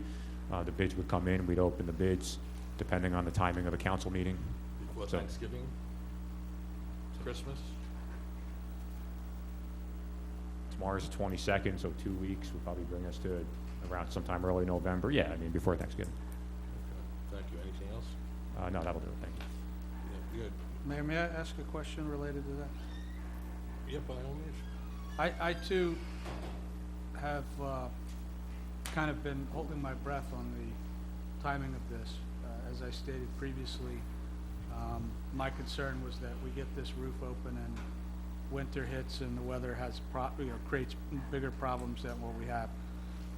Is there anything else that's might have caused the delay in this situation with regards to getting the bid specs put together, getting the bid specs out that you can relate to us? Nothing that I can relate to you now other than what I told you, Councilman. Thank you. We talk about the winter, snow. I listened to a weather report before we came here today, and it looks like we're going to have some very serious inclement weather over the next couple of days. Nor'easter might even be upon us soon. And that concerns me more now than snow, because as we know from the last significant rainstorm, that building encountered significant damage. So I don't know if there's anything we can do, to be proactive with the pending storm. But I know we had to take some real remedial action to get that shored up. So I'm going to defer to you and the recreation, head, because we can't afford to have more damage to that building. Yeah, and not to come across by any means as a roofing expert, 'cause I'm certainly not by any stretch of the imagination, but just in a few of the articles I have been reading online, do my own little, casual research about doing this type of work in the winter, it can be done. And the No, I contractors understand that. I'm take just more- I'm yeah. worried about the weather that's upon us starting this evening, I understand, okay? The last time, it almost trashed the building. Ceilings came down, light fixtures, sheetrock, and the like. Anyway, I've got to say that I was hoping that you would bring up and make reference to a letter we received from Thomas Neff, the director of local government services, dated the 9th. I know we got a copy of that tonight. I think it was emailed. Has everyone seen that has everyone looked at that as yet? Okay, you have? Thank you. Anyone else? I had an opportunity to read it. Okay, and today was essentially, my concern is that the letter was dated on the 9th. Today's the, I have to tell you, 21st, and, just seeing that letter for the first time is troublesome to me. It definitely didn't come a couple days after the 9th, that I can guarantee you. Well, if it came on the 12th, it still considerable amount of time. But anyway, that's not what I want to talk. Well, no, well, I'd like to kind of talk about that, because my understanding is when things come in, they get date stamped. What's the date stamp on it? It's not stamped, I can tell you actually when I got it. Bear with me. I mean, I would say that an official letter from the state coming in addressed to the manager, the entire governing body, and the township attorney deserves a date stamp. This was received in my office on October 16th. Okay. I Well- emailed it to Jeff immediately on the 16th. So I think maybe appropriate to some of the other things that we've talked about, there may be a problem with our mail system in this building then. Well, I for one, am troubled by that, because I understand the letter was in the House, but I think the letter is pretty significant. Probably no one knows what we're talking about, so I would like to read this letter for the record. I mean, this letter, and it, you know, and to have it entered into the public record, it addresses concerns regarding the bill list, which I've had, has to do with checks and balances, items that are clearly, in my opinion, from what I've read, are included in our administrative code, and also addresses a concern I had of making full payment to a contractor that may not have completed their work. And we were told that that's the way it is. And, you know, I just tried to apply some common sense that if someone came into your house and did your bathroom and they didn't finish it, would you pay them the whole job? Well, that said, again, I want to read this letter into the record. It was dated October 9th. It comes at a very senior level within, you know, this, from the state. It says, Dear Mr. Jimas, this is in response to your email correspondence of September 4th, 2014, addressed to Daniel Kaminsky of my staff, and also to inquiries that were made to the Division of Local Government Services staff by Lori Majeski, Chief Financial Officer for the Township. Essentially, this matter has to do with whether the governing body for the Township, which operates pursuant to a Faulkner Act, council manager form of government, is required to approve claims for payment, the bill list, for the Township. We have submitted your correspondence to the Office of the Attorney General for review and advice. And that office is in agreement with the position of the division on this matter, as noted herein. Your email notes that the Township passed an ordinance pursuant to paragraph B of New Jersey NJSA 40A-5-17 of the Local Fiscal Affairs Law, authorizing the Township to assign a certified officer, in this case, you as the Township manager, to enter into contracts on behalf of the Township and to establish a method of payment and disbursement of funds. You contend that it is on the basis that you and the municipal attorney, Jeffrey Lehrer, are in agreement that there is no need or requirement for the Township's governing body to further approve claims for payment. However, your email makes no mention of subsection A of the above law, which states that the governing body of a local contracting unit shall approve or disapprove all claims for payment. This law applies to any municipality, whether it is a traditional or Faulkner Act form of government. There is a difference between authorization being given to enter into contracts on behalf of the government body and the actual approval of payment. Thus, the separation of the two functions in the above statute, it is reasonable to assume that it is for reason that the Township of Scotch Plains still has the provision in its administrative code for the requirement of a resolution of the governing body to approve claims. Simply put, these procedures provide for a system of checks and balances when it comes to procurement by the Township. Incidentally, pursuant to the local public contracts law, a governing body can only authorize the entering into contracts by a purchasing agent or other employee so authorized by the governing body for amounts up to $17,500, unless the designated person holds a qualified purchasing agent certificate issued by the division. As you have been designated as the Township's purchasing agent, and you do not hold a QPA, qualified purchasing agent, you cannot exercise the provision of entering into contracts for amounts over $17,500. If you have been utilizing your authority as purchasing agent to enter into contracts on behalf of the township, which are in the aggregate of $17,500, you are to discontinue doing so in order to be in compliance with the above statute. You also noted that when monies have been encumbered and a purchase order, PO, has been signed, that the council has no practical right to withhold the payment except in very limited circumstances. It is because of these limited circumstances that a governing body would be approving claims for payment. For example, if a bill list contained a claim that was approved by the department head and the certifying officer, despite a contract not being fully met, a governing body could certainly question the bill and withhold payment until the contract has been fulfilled. In regard to your statement about your previous experience with this procedure in Randolph Township, the division may have to review this matter further with other municipalities as to how they are approving claims for payment.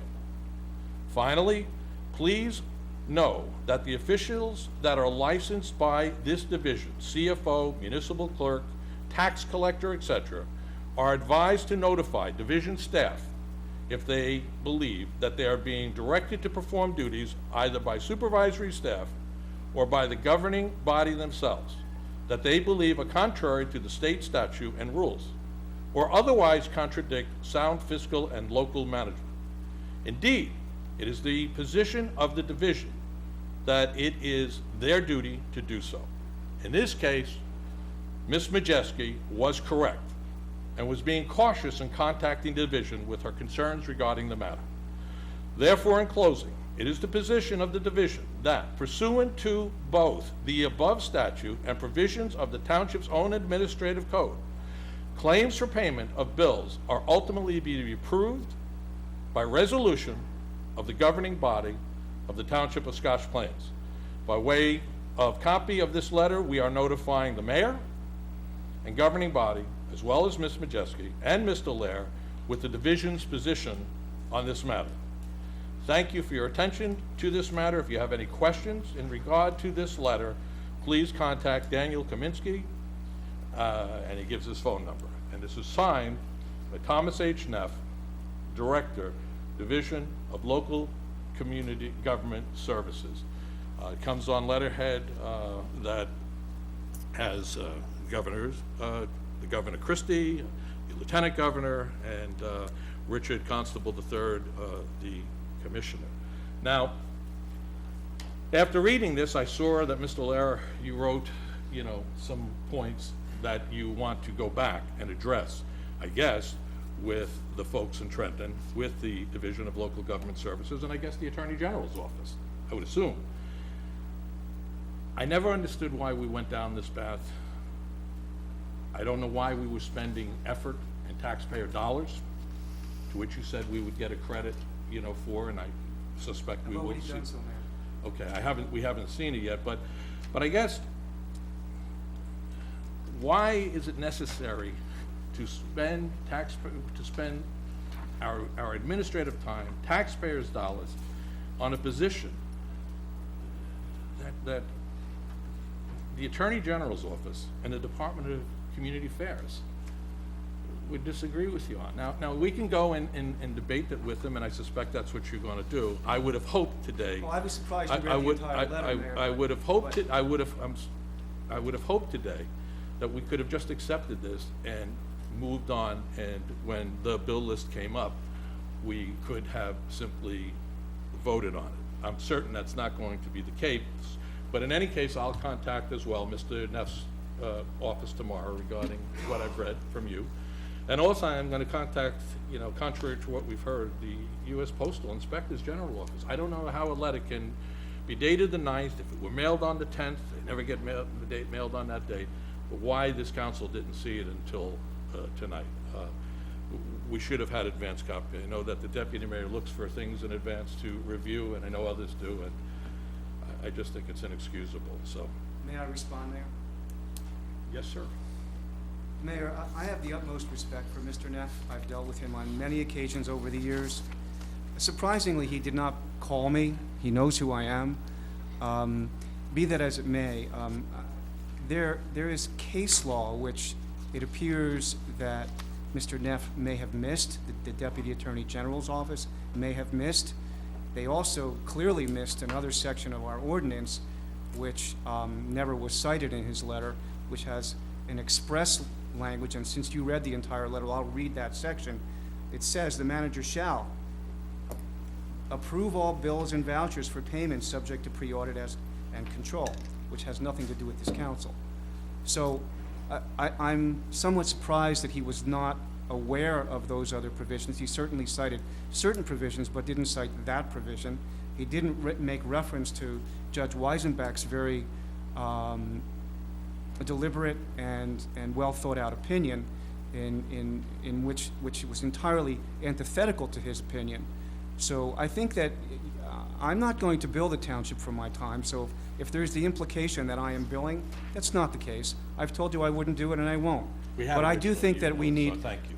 I do think that we need to get clarification and that certain facts need to be brought to Mr. Neff's attention. If I'm wrong, then I'm wrong. It's not, lawyers think, oftentimes render opinions, and I'm not saying that I'm always right, and if I'm wrong, then I will be the first to admit it.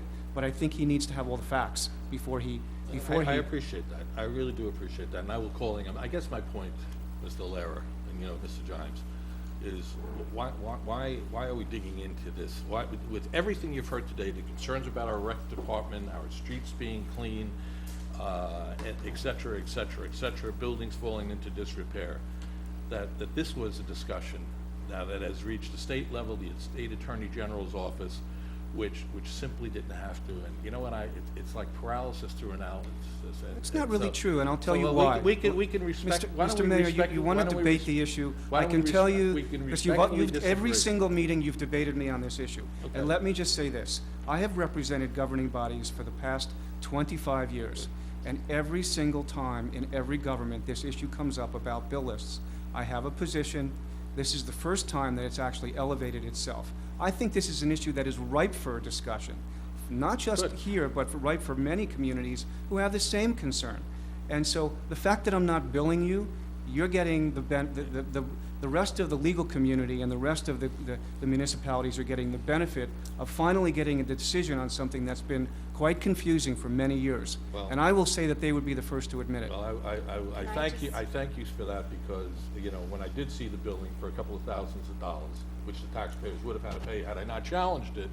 That's not true. It was 3 hours of time. It was 3 hours of time at $150. Sir, if you look at the bills. I looked at the bills, Mayor, and please don't exaggerate. No. That's but just not please true. Look at. Well, then let's. You want to sit down and go through the bills with me? I'll do that. Listen, we can absolutely do that. The point. All I'm trying to say, Mr. Lehrer, this. No, you brought it up to me. You're challenging my bills. Listen, And I told you I had not billed one bills, penny to this township, not one penny. Mr. Lehrer, we can have that discussion. All I'm saying is that this was something that didn't require this kind of attention. I disagree.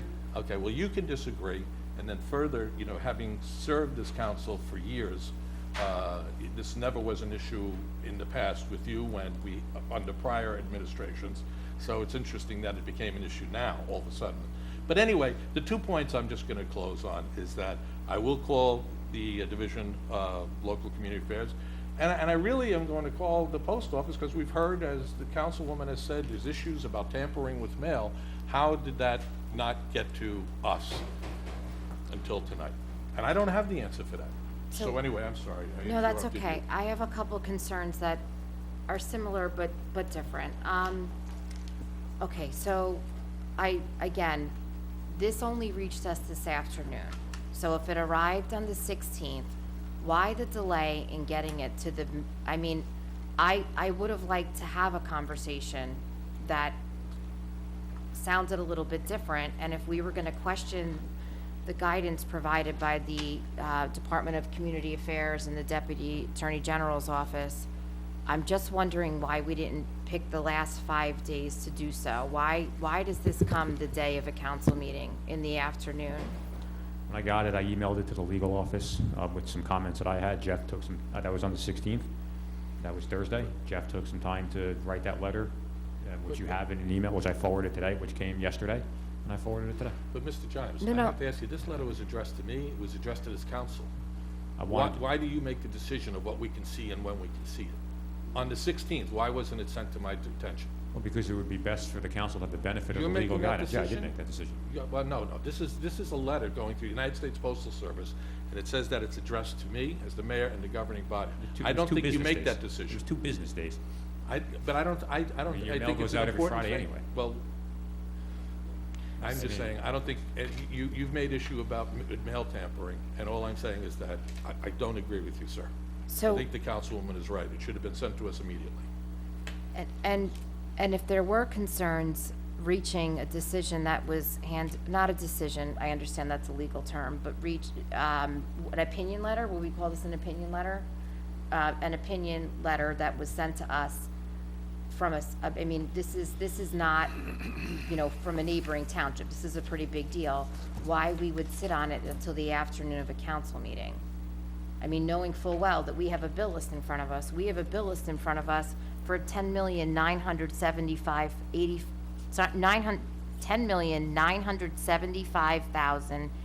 $10,975,085.52, $10 million in front of us to vote on tonight. No, we're not voting on it. But remember what I've always said. I've always maintained the position that you have the right to ask any question you want. It's just the vote that you don't have. So if you had a question on a bill, I haven't heard any questions on bills, but I've always said, and I've maintained from day one, if you have a question about any item, that is fair game. You have the right to ask the question. But I've been asking questions for a year now that haven't, not specific to the bill list, but I'm saying under this form of government, I could ask any question I want, and the manager can say, thank you for your question. You understand what I'm saying? Including a question about 10 million, 11 million tax dollars. I don't recall any time where No. Mr. Giles has refused to answer a question. Well, I think not necessarily about bills, but you and I could agree to disagree on whether or not all of the emails and telephone calls are returned, but that's a subject for another day. My point being this, one of the things that we've spoken about is our fiduciary duty, which I think $11 million is a pretty big deal. So all I'm trying to say is if this letter came, I mean, I didn't, okay, so again, I didn't write the letter, my husband didn't write the letter, Mrs. Glover didn't write the letter. This letter came to us from a pretty significant source. Why we didn't act on it, now how is this $11 million gonna be handled this evening? Well, I would suggest now that you have this letter, that you have really no choice but to vote on the bill list, but I will seek clarification because I don't think Mr. Neff has all the answers. So then this is a separate concern then? You have an opinion from Mr. Neff, vote on the bill list, but I have to tell you that I am going to write, at no cost to the township, to clarify why he wrote an opinion without all of the facts. So no, I'm gonna ask you to take it a step further. Not that it's no cost to the township. I don't want this to go on record because I think what you're talking about is this could potentially become a significant legal decision in the state of New Jersey if this continues down the road that you think. I'm not gonna file suit, is that? No. I don't want any documents to reflect that I sat on a governing body that really pursued an effort to take away the rights of that governing body to vote on the use of millions of tax dollars. So I'm just asking No, this, that's not what the that as opinion- you move forward with this, I certainly that it be wouldn't. done independently and not on behalf of the Township of Scotch Plains. That's fine. All right, perfect, thank you so much. And I just want to clarify something, that you said we could question anything on the bill. I've always said Well, that. that's true, and I'm going to say you have. But when I questioned the pavilion, when citizens came up here and questioned that, why did we pay, for things in their totality, we were told, okay, that because that's the way the system works, that we couldn't withhold payment. Subsequently to that, we've heard later on that, yes, we can withhold payment. So my question is, based upon this opinion, okay, I assume now, if someone is contracted to do work for this community and does not complete it, that we can withhold payment. Okay, well, that's not what was made clear, I think, to some of our citizens before.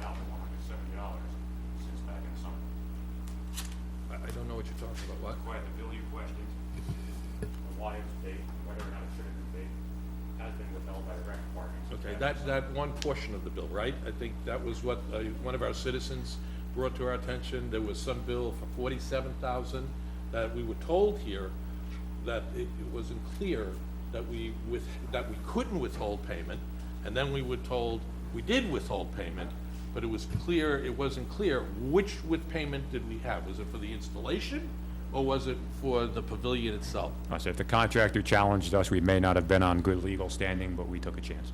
Okay, well, I'm happy that we didn't pay them in their totality, as was suggested. But thank you. I'm glad we clarified that, we had that discussion. I'm still gonna find out what, I'm gonna I need to find out why we didn't get that.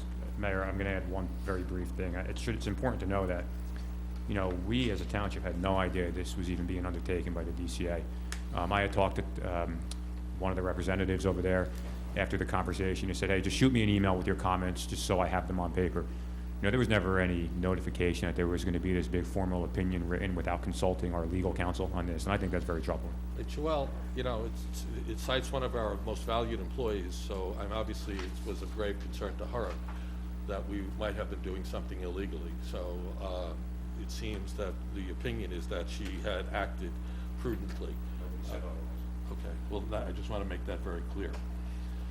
All right, thank you for that exchange. It was a good one, albeit maybe a little difficult. Reports of special committees. Can anyone share with us some reports from special committees, please? Yes, Mayor, I would like to speak to the Scotch Plains Day. Yes. We haven't had a televised meeting since Scotch Plains Day, which, as everyone knows, was held on Sunday, October the 5th, on Park Avenue. Just for a point of reference, it was the best attended Scotch Plains Day in recent memory. And I would personally like to thank the following groups and departments for their part in helping with the day to be so successful. The Recreation Department for coordinating the day's events, as well as providing staff to prep and clean up the street and area for the day. The Public Works Department for providing help in prepping the day's events and cleaning up. The Police Department for providing officers to direct traffic as well as safety for the day. The Rescue Squad and Fire Department for being at the day's events to provide assistance with and safety on emergency needs. The Lions Club for running the car show that was located in the municipal lot, as well as Don Wussler for coordinating it for the Lions Club. In addition, the township is proud to announce that it will be donating $1,000 from the day's event to the Lions Club for their scholarship foundation. I'd like to thank the Scotch Plains businesses for participating as vendors and providing new attractions to the event, as well as sponsoring the annual ravioli eating contest. And I want to thank also all those who attended, which is obviously the reason we run the event year after year. One of the newer things that we did this year as well is we started the day off with a memorial celebration for those individuals who have contributed a great deal to our town and who have recently passed away. We have a memorial walk that we will be creating on the village green, which will include the inscribed bricks with the names of those individuals that were honored. And hopefully this ceremony, which was done in the past and wasn't done for probably about 10 years, will resume on an annual basis as a way to honor people who have contributed a great deal to the community, and a way to memorialize those people's efforts and contributions in a central location within the township's village green. So, with that. Thank you. That was an excellent review of what was a pretty spectacular day. And the one thing you didn't mention is, folks, it didn't rain.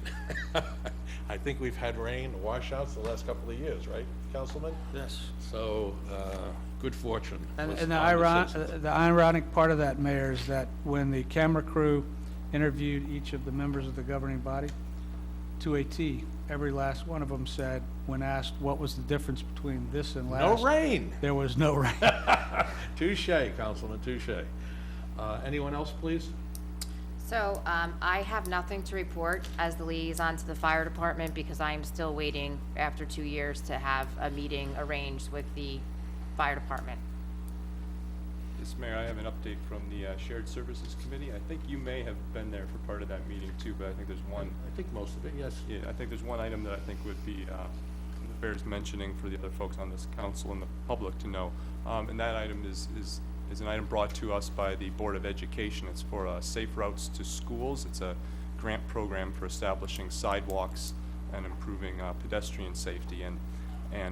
So our Board of Education is moving forward in 2015 with creating a plan for Safe Routes to Schools so that we can proceed with grant applications in that regard.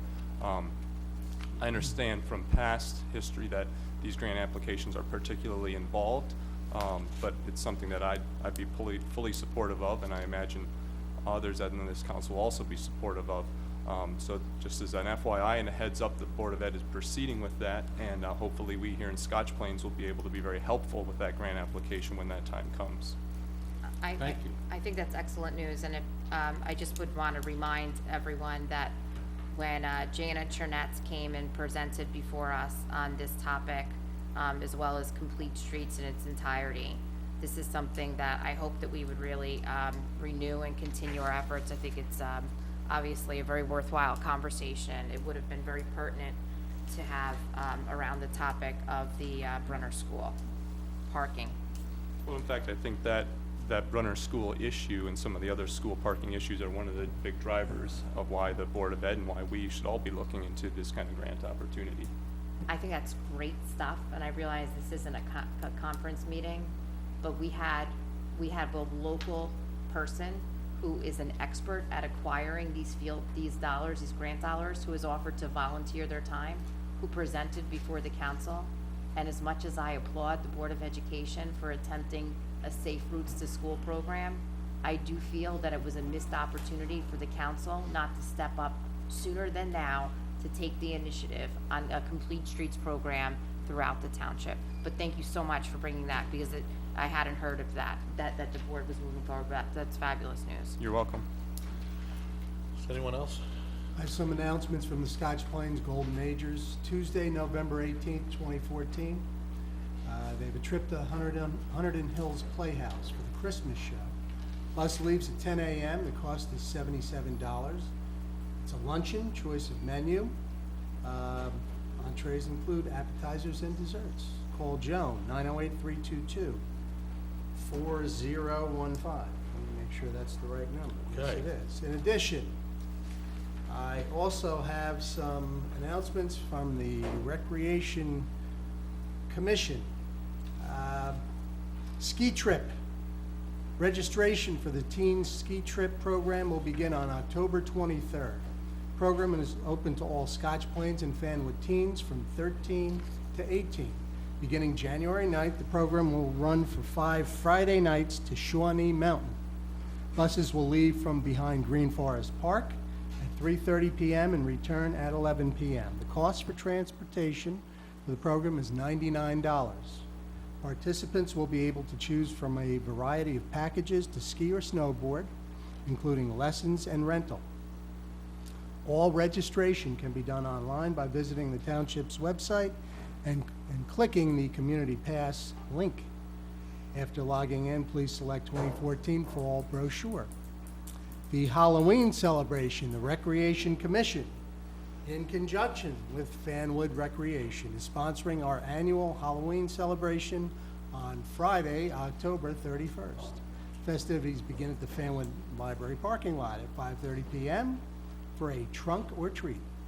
At 6:15 p.m., a parade from Fanwood Library parking lot to LeGrand Park will take place. At 6:45, the annual costume contest at LeGrand Park will begin, and the costume contest is open to all ages.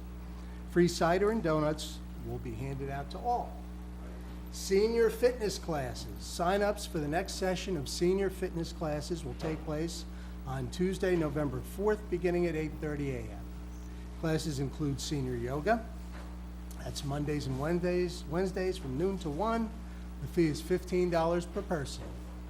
The advanced senior yoga is Mondays and Wednesdays from 1:15 to 2:15, $15. And senior dance fitness, Tuesdays and Thursdays, session 1 is 10 a.m. to 11 a.m., session 2, 11 a.m. to noon.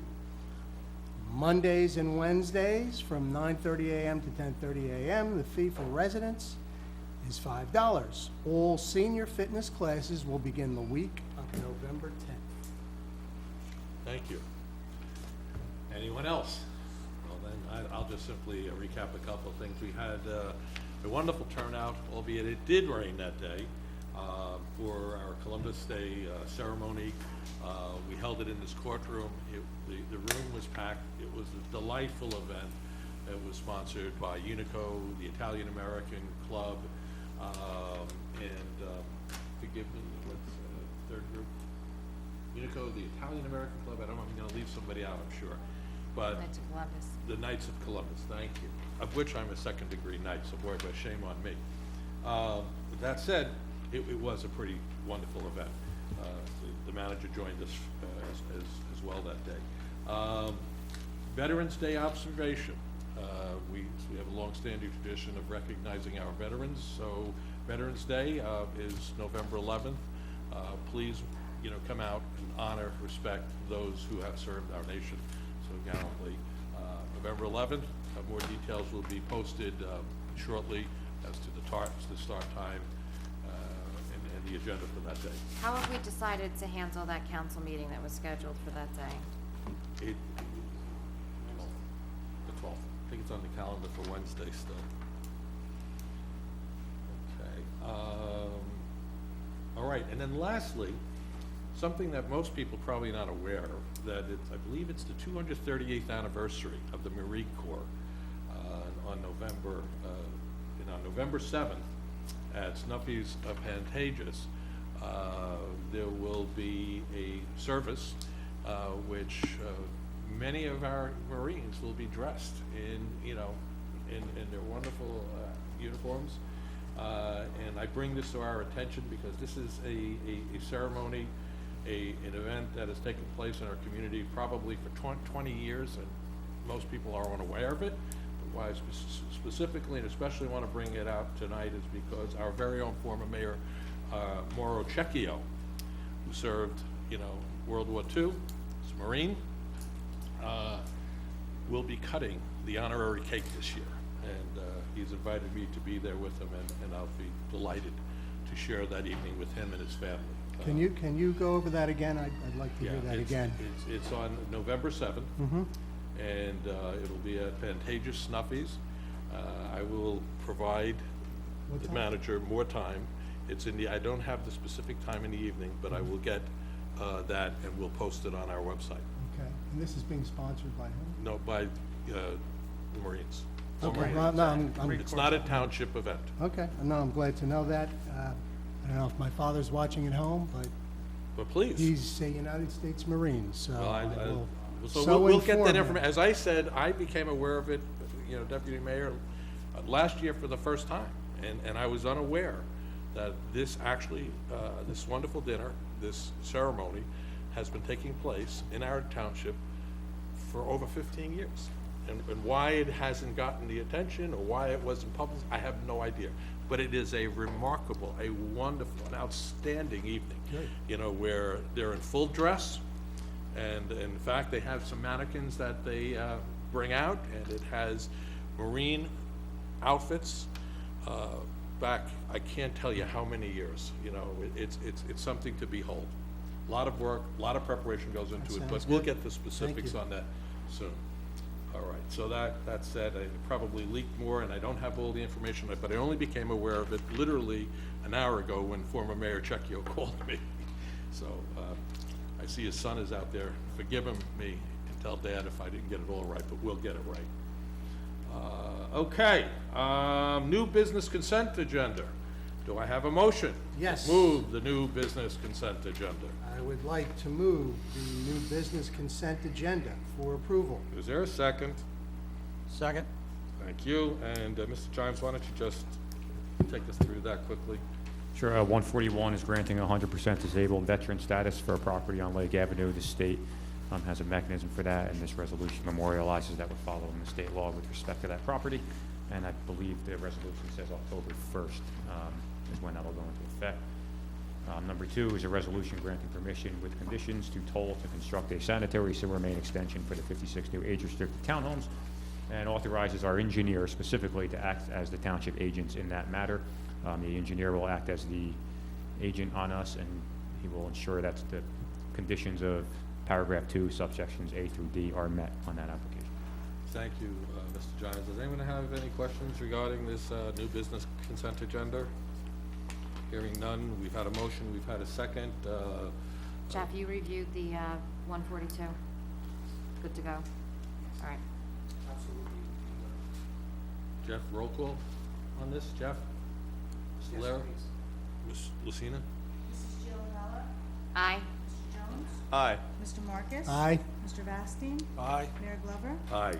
Next item on the agenda is the bill list. May I have a motion on the bill list? Yes, I'd like to move for approval of the bill list in the amount of $10,975,085.52. Is there a second? Second. Does anyone have any questions on this particular bill list? Bring your Mr. attention Giles? to 2 things. Councilman Marcus actually picked up on this today, thank you. Page 5, Division 472, our social security payments, our FICA payments from our payroll. The third one inadvertently has the name Hill Wallach. I guess it's an old law firm that we used to use as the payee. That's obviously a typo. I think whoever entered it into the finance system down in finance has accidentally put the wrong number, vendor number. The account number is actually correct on which account number it's going to in the township, so that really is insignificant in the grand scheme of things. It's more internal record keeping, so it was just like I said, a wrong click someplace downstairs or over there. Page 6, the Fanwood agreement. Prior to me coming here, there was some work done on Farley Avenue, I believe, and prior administration, prior attorneys had a contract where I guess some of the work Fanwood was doing was coming over into our town. We had just agreed to pay the portion of it. You know, it's only being paid now because initially Fanwood, they weren't really, until very recently, aggressive on the billing collection of that. So within the last 3 months, you know, we processed that payment when Eleanor reached out to my office. But that was something that predates, you know, some of the people on council here, I believe. All right, thank you for your comments. Thank you, Deputy Mayor. Yeah, we've had a motion, we've had a second. Can we call the roll on the bill? Actually, Mayor, can I Do make? you have a question? Yeah, I'm sorry. well, not so much a Look, question. To my left. But actually a comment, and you know, oftentimes there's been a big and lengthy discussion earlier here tonight regarding the bill list, and for folks listening at home, you often do hear these big numbers being talked about on the bill list, so I thought I'd take a moment just to provide a little bit of context to that, and particularly in light of the previous comment about this bill list being $10.9 million. You know, our township's budget is about $22 million, so 10.9 sounds like a relatively large number, amount of, or chunk of that. We're not spending close to 45% of our township's annual budget here in this meeting tonight. The reason these numbers are so large is that the township acts as the tax collector for all our property taxes in town, so we take in all the property taxes for the county and for the school board. So in this case, on this bill list, 2 items in here. I'm just going to scroll down and get the amounts. One amount is for $5,385,000, and that's us paying the Scotch Plains Fanwood schools. And another amount in here is $5,206,000, and that's us paying Union County. So we act as the tax collector, and then we pass those things immediately through to them because they're owed their money. But that's not us going out and spending those sums of money on operating expenses. The amount of operating money is really being expended in this bill list is much closer to about $300,000. So I just wanted to provide that kind of level of context for people who are listening at home. Thanks. Thank you very much. So you mentioned we had a motion, we've had a second. Can we call the roll, Ms. Lucina? Mrs. Giovanella? I'm going to abstain because I'm not comfortable voting on something I just found out I was voting on half an hour ago. Mr. Jones? Aye. Mr. Marcus? Aye. Mr. Vastine? Aye. Mayor Glover? Aye. Other new business, do I have a motion to introduce ordinance number 2014-009? Ms. Lucina? This would be an ordinance amending Chapter 10 entitled Parks and Golf Courses by establishing fees for active duty military members, veterans, and volunteer fire and rescue squad members. This is the first. Okay. Mayor, this ordinance reflects the comments from last meeting, and there's one, on the hard copy that you have, down at the bottom of the first page, the word veterans should actually appear. It does appear on the version that was emailed over to Bonnie, but on your hard copy, it should say active duty military members and veterans. Right, I saw But that on that the will be email reflected in the final version. We'll correct that.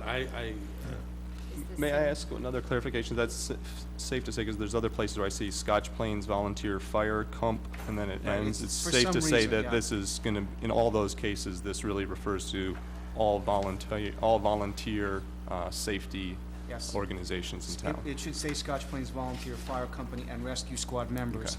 So it'll all be in the codified version and the final version that you get. But the substance is there that it was for active duty military and veterans. It's the same fee as for senior citizens, and for our volunteer fire company and rescue squad members, there is no fee under both categories. That's what the direction I heard last time. I would like to discuss this matter, because in reading the text of this ordinance, I wasn't quite sure what it was intending to do.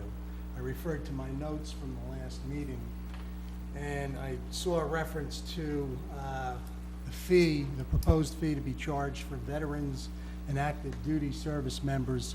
At first, I had my notes something to the effect that they would be charged 50% of the fee for seniors. Then I had another note that indicated they would be charged at the senior rate.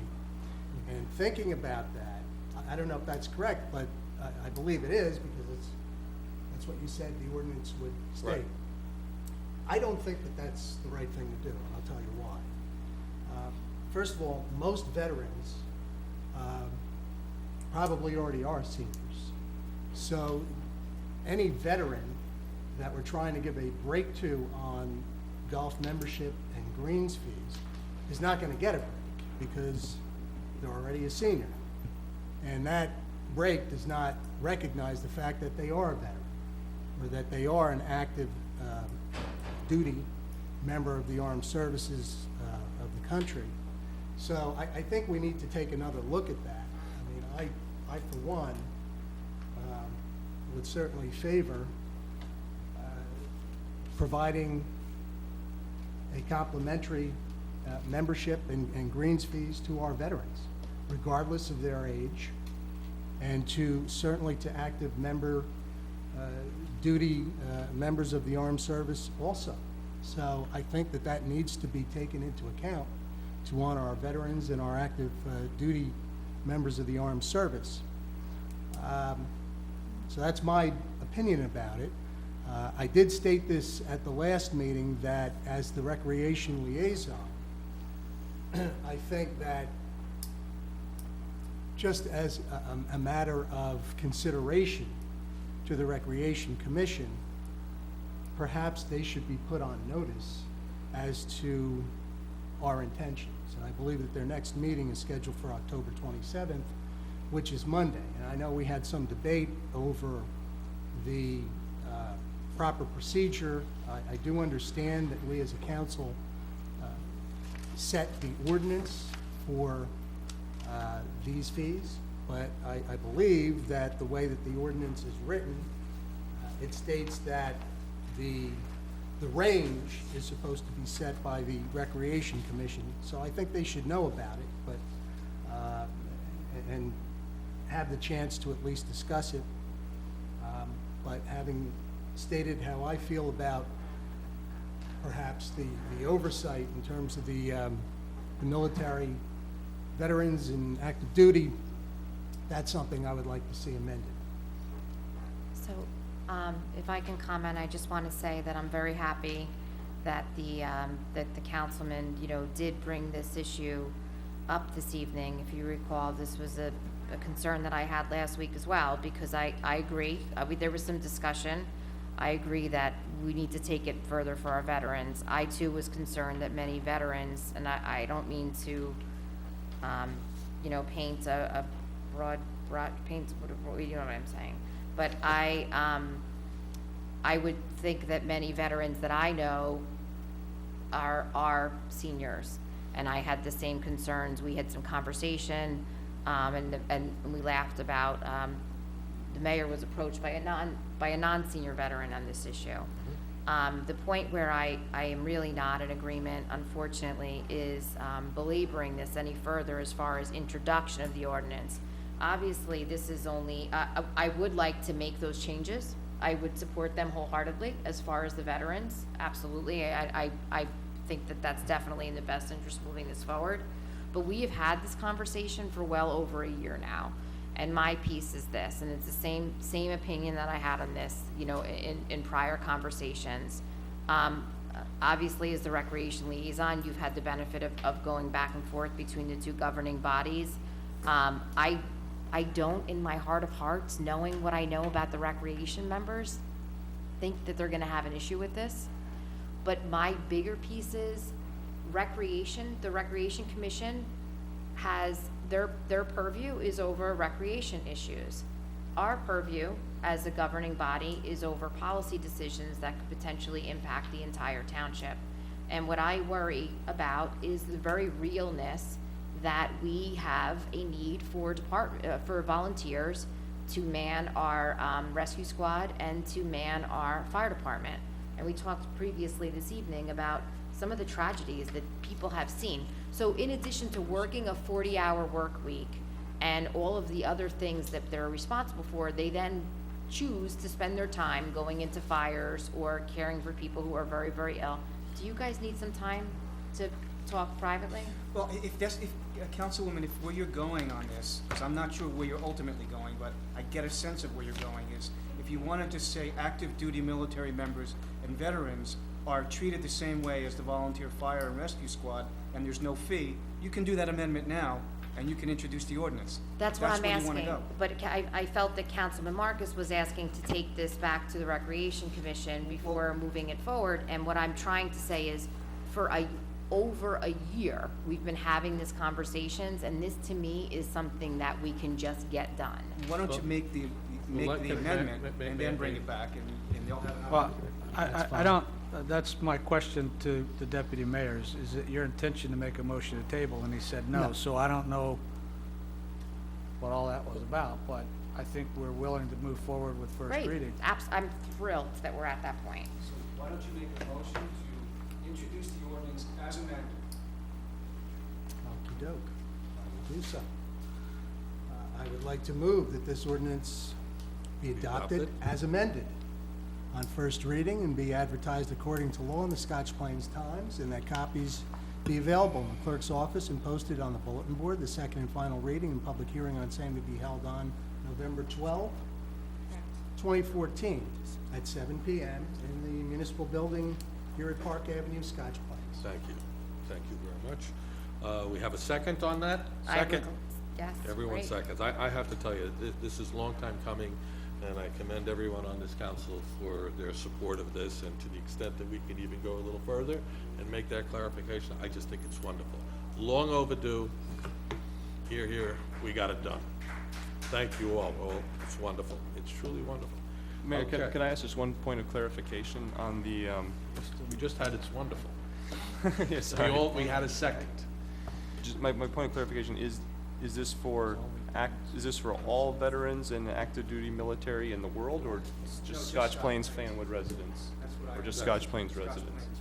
That's the way it's drafted. Yes. Okay, thank you. That's all. I think that's a good point, though, and I thought about that also. And perhaps the drafted as Recreation such. Commission should discuss that, because a veteran is a veteran, but that's something they can talk about. Okay. Please call the roll. Mrs. Giovanella? Aye. Mr. Jones? Aye. Mr. Marcus? Aye. Mr. Bastian? Aye. Mayor Glover? Aye. Council comments? Anyone, please? Yeah, I do have some questions. I know that there's been some conversation about the work at the Terry Lou Zoo, and I'm happy to see that there has been some cleanup effort there. I'm just asking for, this is a very specific request that I would like a response to. What is the overtime amount that has been required? And I'm needing to understand what the particular emergent need was to have multiple laborers out there on Labor Day weekend. So as far as, I guess you'll get back to me. Was there an immediate concern?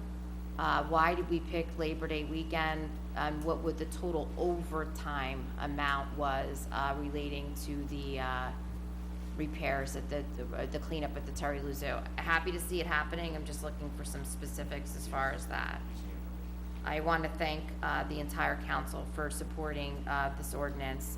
It's been something that we've discussed at length. I know the mayor was very passionate in bringing the concerns forward with the veterans, and I'm very, very, very proud as the liaison to the fire department to see that we were able to do something very good for them and very good for the rescue squad members, and I thank you wholeheartedly for your support on that. Councilwoman, thank you for never giving up on this one.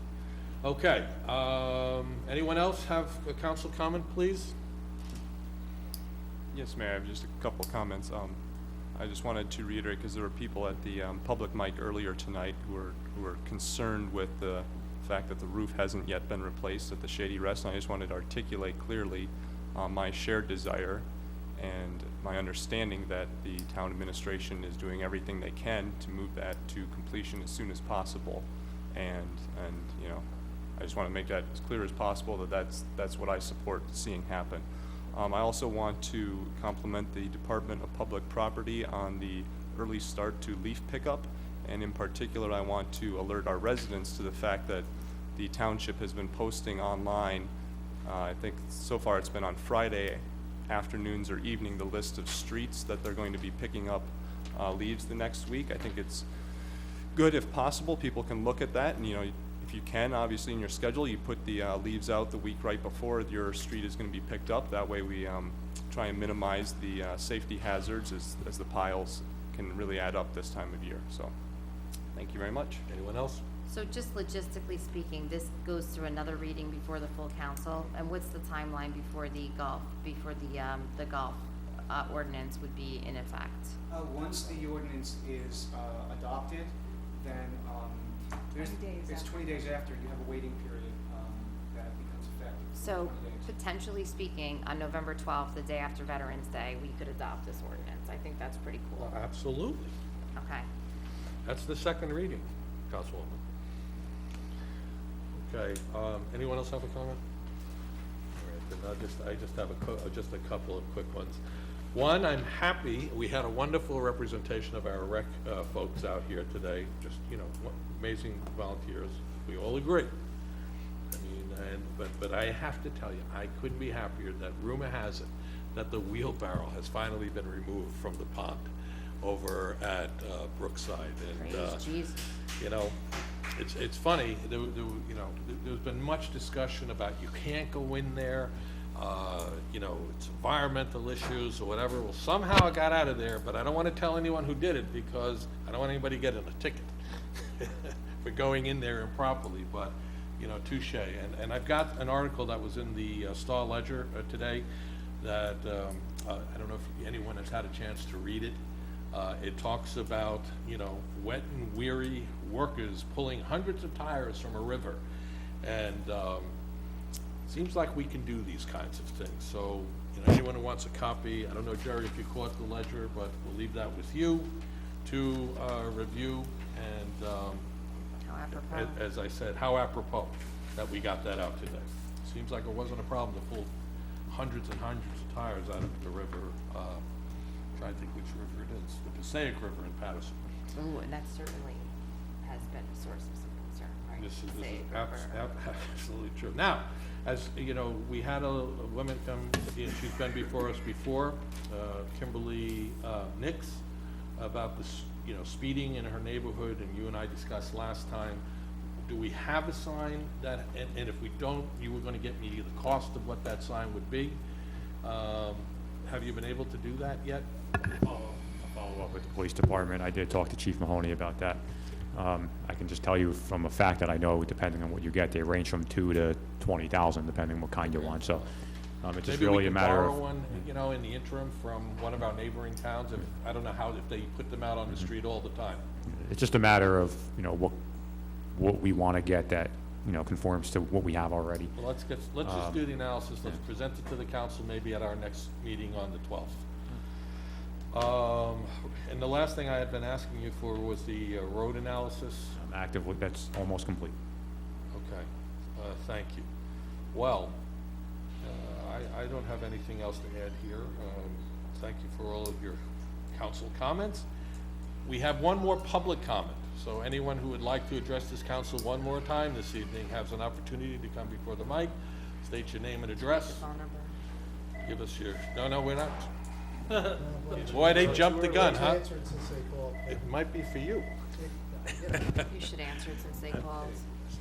There's a, Please, folks, give me a second. This is high tech here. Council chambers. Sorry, Mr. Mayor, but you put the phone number out earlier. Yes, we did. My name's Matt McTammany. I live at 1140 Maple Hill Road. I tried to attend this evening's meeting, but I was unable to. I just had a couple quick points. First off, I wanted to ask Mr. Jimes. He touched on an asbestos issue at the Shady Rest. Could he explain a little bit more for me? asbestos issue at Shady Rest. Well, we knew there was going to be asbestos in the building, so we had to have a report done to find. Sorry, I can't hear you very well. I'm yelling into the mic. We knew there was going to be asbestos in the building, so naturally we had to hire an asbestos person to go in and look at it and provide a report. That report was given to us, and that's going to be part of the bid specifications that the contractor gets. And part of the bid specifications is going to be to remediate that issue, of course. It sounds like it took a long time for this report to actually come into the town's. Not really, about 2 weeks. Hands. No, not really, about 2 weeks, sir. I suspect the gentleman's concern may be one that I know I share, which is really getting this roof done.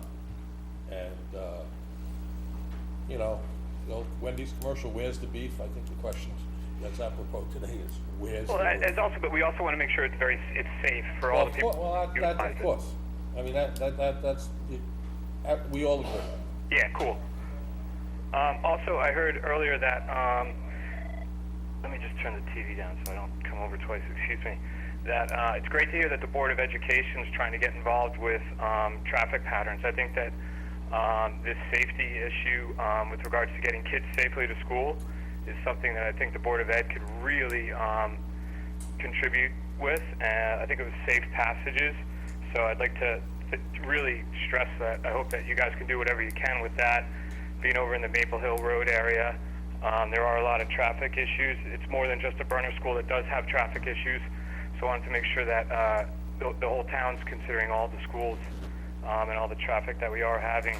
And with further on, Ms. Gianella mentioned that she was going to talk to the fire department, and that's where I was going to ask her as well if maybe she could kind of ask the fire department to come by and have a look, you know, during like high traffic periods, not just around the Maple Hill and McGinn School, but kind of maybe get an assessment upon what that department thinks of traffic.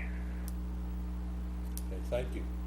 Thank you, you guys, and I do appreciate all the counsel. No, but we're not letting you off the hook. We're not letting you off the hook. You're home, you have the TV on. Who's winning the World Series? You guys have a good evening. No. Who's winning the World Series? Oh, I've just been watching you guys all night. Oh, well, I heard you say your TV. Okay, I thought you might kept us. No, just... Listen, have a great evening. Bye. Thanks for your interest. Thanks for calling. Thanks, guys. You have a good night. Bye-bye, sir. Bye-bye. Anyone else? Believe it or not, we had a second caller that we couldn't get to, but before that, please. Kimberly Nix, Scotch Plains. There is a message board that was... Can you please hold on for a second? Thank you. That's not a, We'll that's pick not you a up in a speed minute. trail, though. Like, that doesn't flash.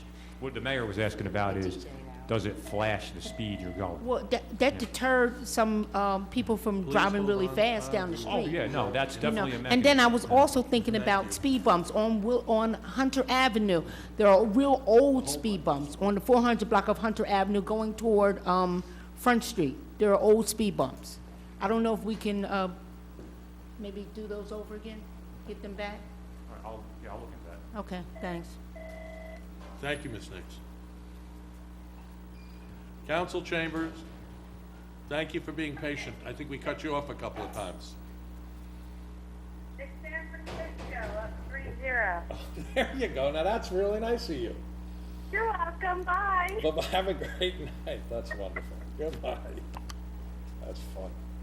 3-0. I've been to that ballpark. It's beautiful. It's right, Jerry. I mean, it's spectacular. Probably one of the best I've been to. So we're wrapping up. All right, looks like we're gonna move on to executive session. Ms. Lacina. Well, yes, we were still, if you, no, we had, please, why not, right? We're all here at 9:30. Keep it as short as I can. Thank you, sir. Jim Checkiel from Happel Court.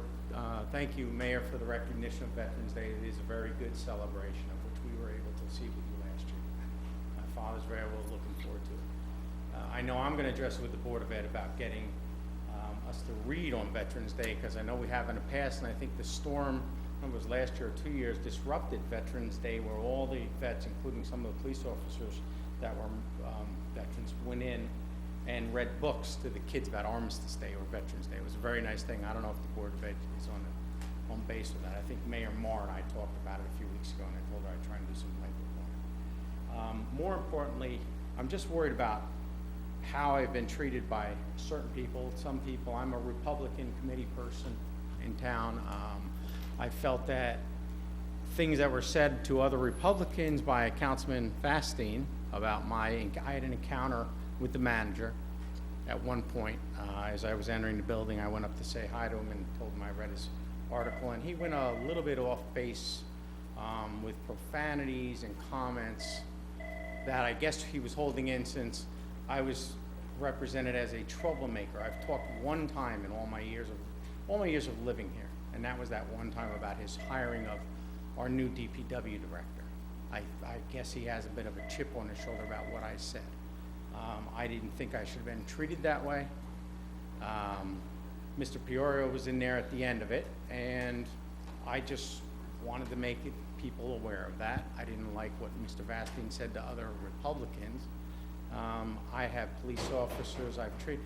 These are rumors that are on these forums, on these computers that I rarely even look at, but after looking at them, what I said personally, and it's Jim Checchio, was turned into, I made up all these rumors. It's all over these computers, whatever's on there. I looked at it one time, I couldn't believe how bad rumors that run around the town.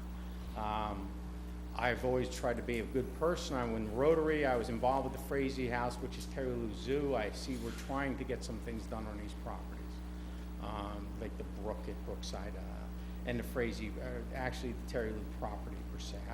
It's probably an opportunistic election time to do the work. I don't know. Before I proceed any further, I just would like the council to know that I was treated pretty bad there. I defended myself as it was going on. I don't know what the manager will say about that, but I didn't like it was repeated that night to other Republicans about a police escort, which there wasn't a police escort. The police were told to go upstairs. I was told by somebody in the park, in the parking lot of Brunner School, one of my friends said that I heard that you had to be physically restrained from the manager. And I really don't like that coming back to me that way. That's just a little bit of an exaggeration there, a lot of it of an exaggeration. I left the office politely. I said, have a nice day to him, our manager, to Ray, the manager's secretary, I'm not sure what her name is. And I said, good morning to the police officer and have a nice day as I walked out of the office when he came up. I don't think that was a police escort in any way, and there was no incident report cited there or made. So I just would like the council to know that. I didn't really appreciate his behavior to me when I just simply went in to say good morning, and I read your article, and it was nice to see that you have an open door policy. I didn't expect to get hollered at and sworn at as I went in there. I was heading up to put my financial disclosure to the zoning board, and that happened, just to make that aware. You know, there's several things I look at. I discussed it also with my cousin Don DeFrancesco, never got back to me on it. I worry about the police merger when we talk about, I guess, the Observer, the Republican newsletter, I guess it is. I don't know if it's Scotch Plains or Republican that I get, and it talks about worrying about the merger with the equality. I think we probably have to police the police a little more. I hate to say that. I know it'll come back to me, but I think we should worry about that to some extent, especially when police that I treat are being reprimanded for telling me these rumors, of which I mentioned these things to them. I just felt bad about it. I just feel publicly bad. I've never, ever gotten up in before, and I'm sorry that he has such a harsh opinion of me, including saying that I guess this wouldn't have happened if I hired your friend. And I said, what does that mean? I just was, you know, as if I was telling him he's got to hire my friend. I put in a good word for the man. I said, I think he's very highly qualified. I don't think we picked the highest qualified guys, but that's it. That's the way it goes. I thank you for coming out. All right. Obviously, there's no one here that's not troubled by what we're hearing. I really can't comment on it other than to say that, you know, we need to look into this further. Yeah, I'm sorry about that. I guess sorry, the public should listen, know that, so that listen, it's not hearsay by everybody. As I said, I really can't comment other Yeah. than to say civility has to be first and foremost, and, you know, I'm not gonna say, take any position here other than to say that I think this has to be reviewed further since it's been made public. But if that was a question about the Observer, that is not a Scotch Plains sanctioned document. If you see there's a paid It's actually for line on Republican. there, I don't know. yeah. I'm a Republican, so it comes to me, but I get stuff from both parties. Just look for the paid for line, that will tell you where that information came from. You know, and I just felt bad about that. Well, we thank you, Mr. Okay. Chacchio, for coming out. Your Thank family you. has given a lot to this community before aforementioned, your dad, who, is probably our senior statesman in this town, Mauro Chacchio. Yeah, you know, who served as. He is cutting the cake, because he's guilty. No, he is, 90 years old, God bless him. Thank you, sir. Mayor's Council. Good Council, evening, Mayor. not me. Chelsea Lestrange, Evergreen Boulevard. Ms. Lestrange, you're on.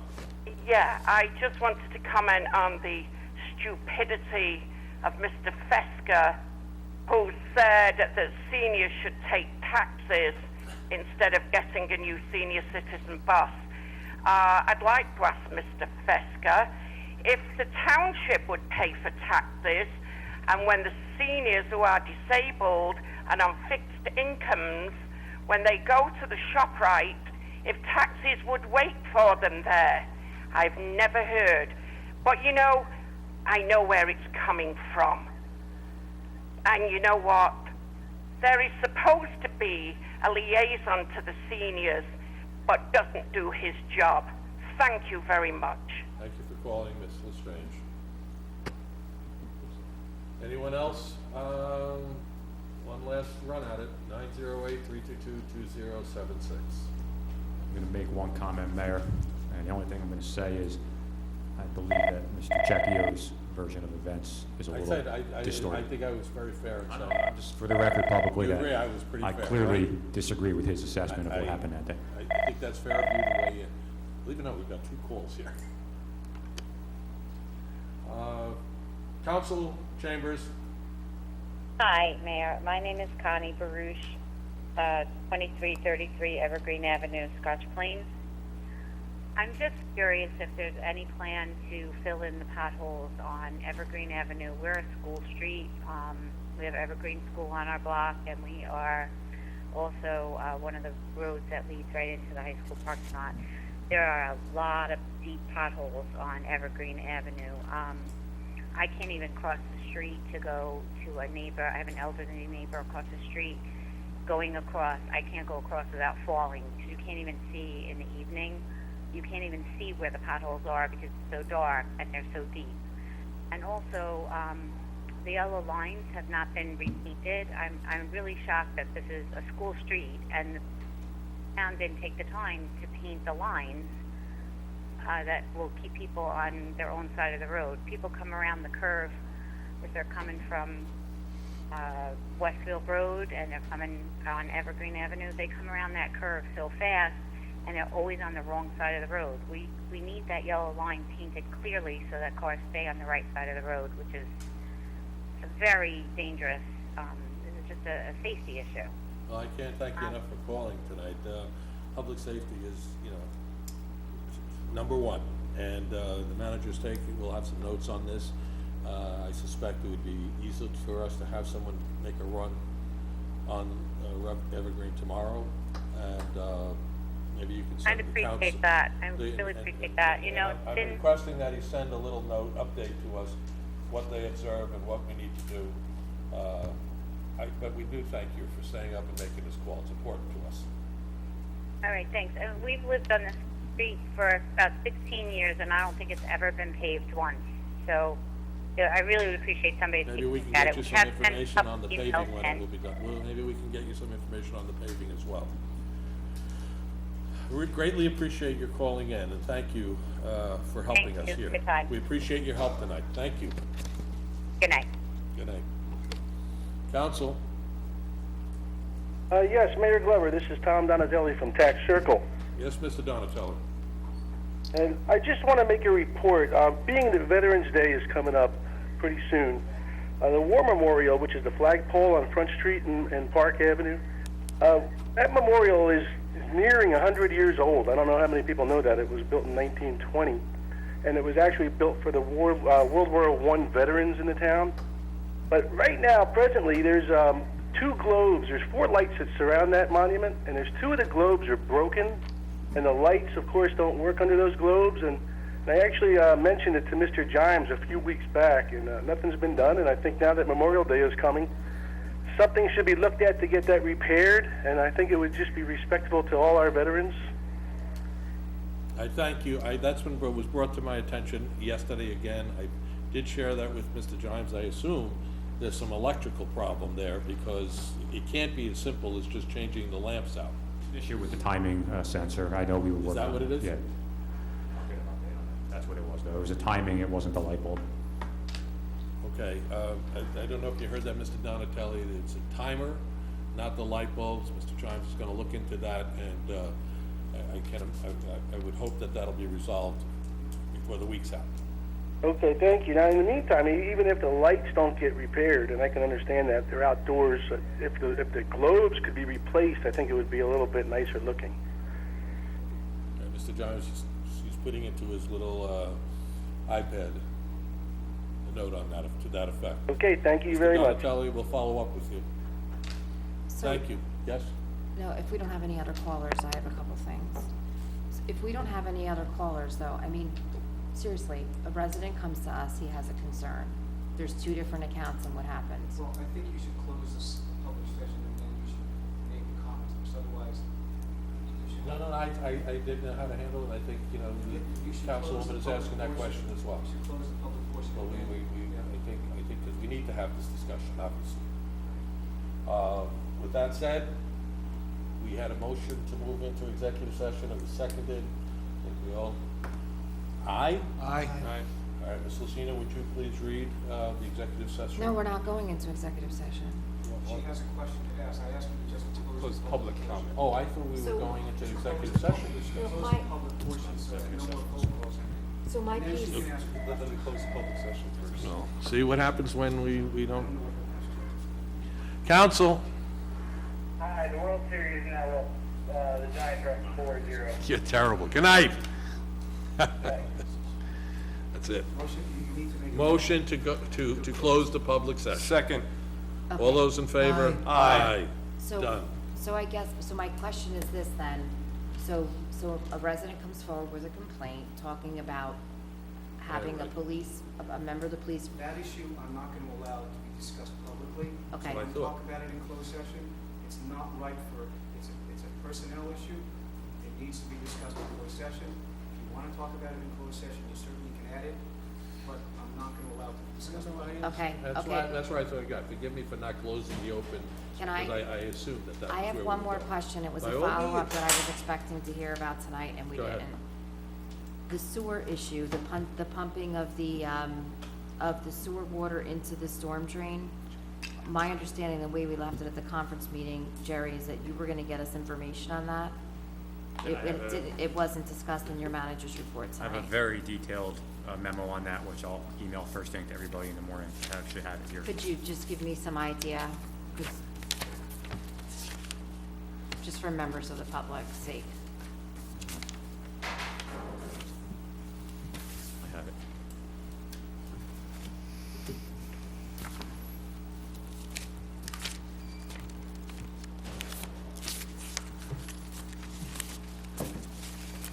These are the highlights here.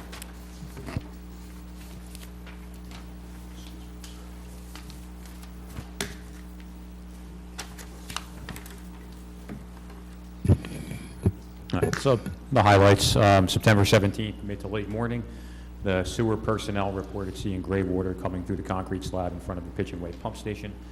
Mr. Timko recommended calling a company that I guess we have dealt with in the past, two companies. One of those companies didn't do excavation, and the other one that we did call said he would call back. We waited an hour, called back again, received the same answer, so the Director of Public Works took the initiative to call somebody else.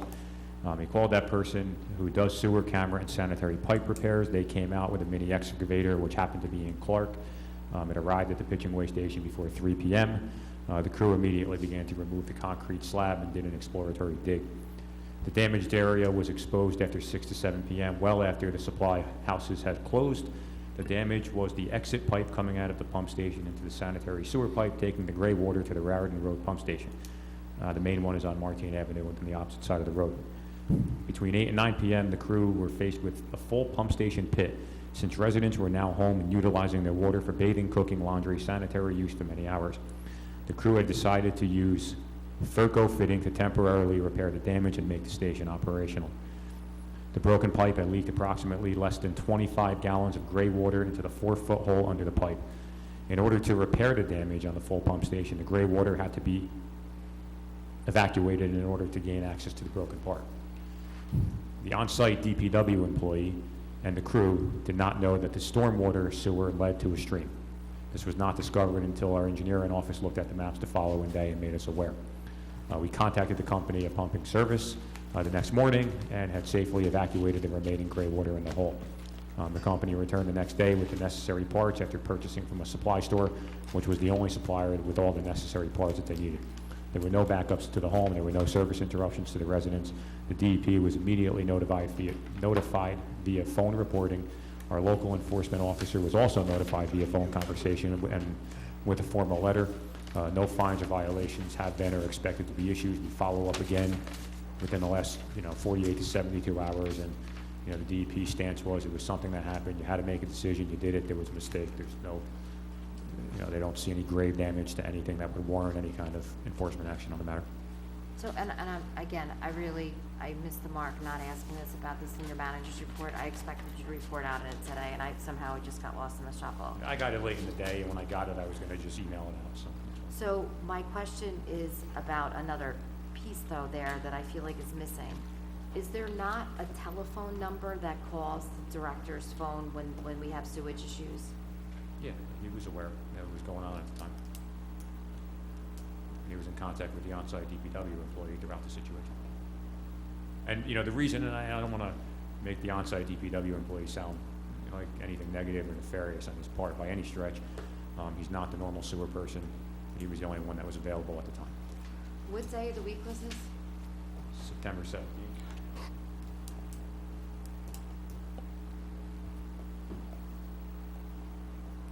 Looks like a Wednesday.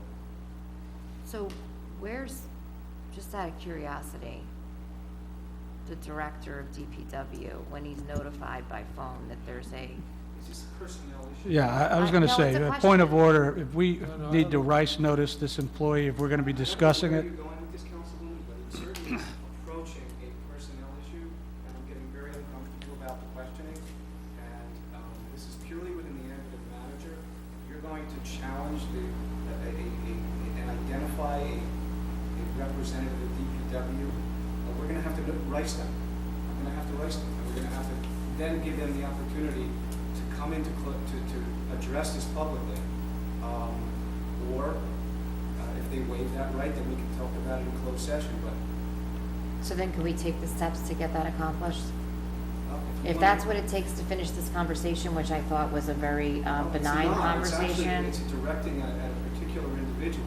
Okay, but I think to her point, so it's 10 o'clock. What do we need to do? You need to, for the next meeting, you need to rice that person. and give them an But legally, we can't, as a council, write somebody. No, count the. We've clerk discussed does it. that. So, Is that where you're going with this? Are you asking about? I was asking a question about, What? It sounds like you're asking a question about an individual and what they did. I was actually asking a location question. I don't know if that's semantics in this particular issue. I'm just, so Why I don't don't, you ask your question a different way? What is it that you want to know? so what I want to know is when a phone rings that says that there is sewage leaking in town, and we have a department head that oversees that, where does that department head, where in this particular, I'm just asking, I don't know. I don't What's the see. protocol, I think is what she's asking. What happens? In any situation, generally speaking, if there's an emergency in town, department head is notified, usually via phone, because they're probably not on site, and, they work with whoever's there, to deal with the situation. I mean, I don't know what else. Honestly, I really don't know what we're looking for here. I mean, we got a call, and the situation was addressed. There was an inadvertent mistake that occurred, and it wasn't deemed serious by DEP. It was addressed. It sounds to me that protocol, Mayor, we have already closed public session. We've already closed the public session. So, I would actually make a motion that if we're gonna continue down this line of discussion, that we adjourn to executive session before we But we can't. put It's- things out here that shouldn't be televised. But we, I just don't know where this line of questioning is okay, going. so maybe you and I should talk tomorrow, and we can decide how to handle this appropriately moving forward. Could that be something that we'd all be comfortable with? Okay. You can call me tomorrow then? I don't know where your phone number. I'll write it down for you. All right, thank you. Back, we've had a motion to go into executive session, Second. and I think Ms. Lacina, have you read? I can't recall. No. Whereas Article 6 of the Open Public Meetings Act provides that a public body may hold a closed session, and whereas the Township Council will during this meeting enter into discussion of the following matters: contract negotiations, a PBA collective bargaining agreement negotiations update. Whereas the matters to be discussed in closed session are to remain in the strictest of confidence by all Township Council members in furtherance of their fiduciary duties to the Township of Scotch Plains. Now therefore be it resolved, matters discussed at this meeting will be released to the public when the reasons for discussing and acting upon them in closed session no longer exist. Do I have a motion to So go into moved. executive? And there is Second. second, and all in favor? We're receiving a phone call. If you're watching this proceeding, the public session, I'm advised by our counsel, has closed, not being rude, not avoiding you. So we apologize that the call didn't come into, we don't have a phone. Okay, we got a wrap.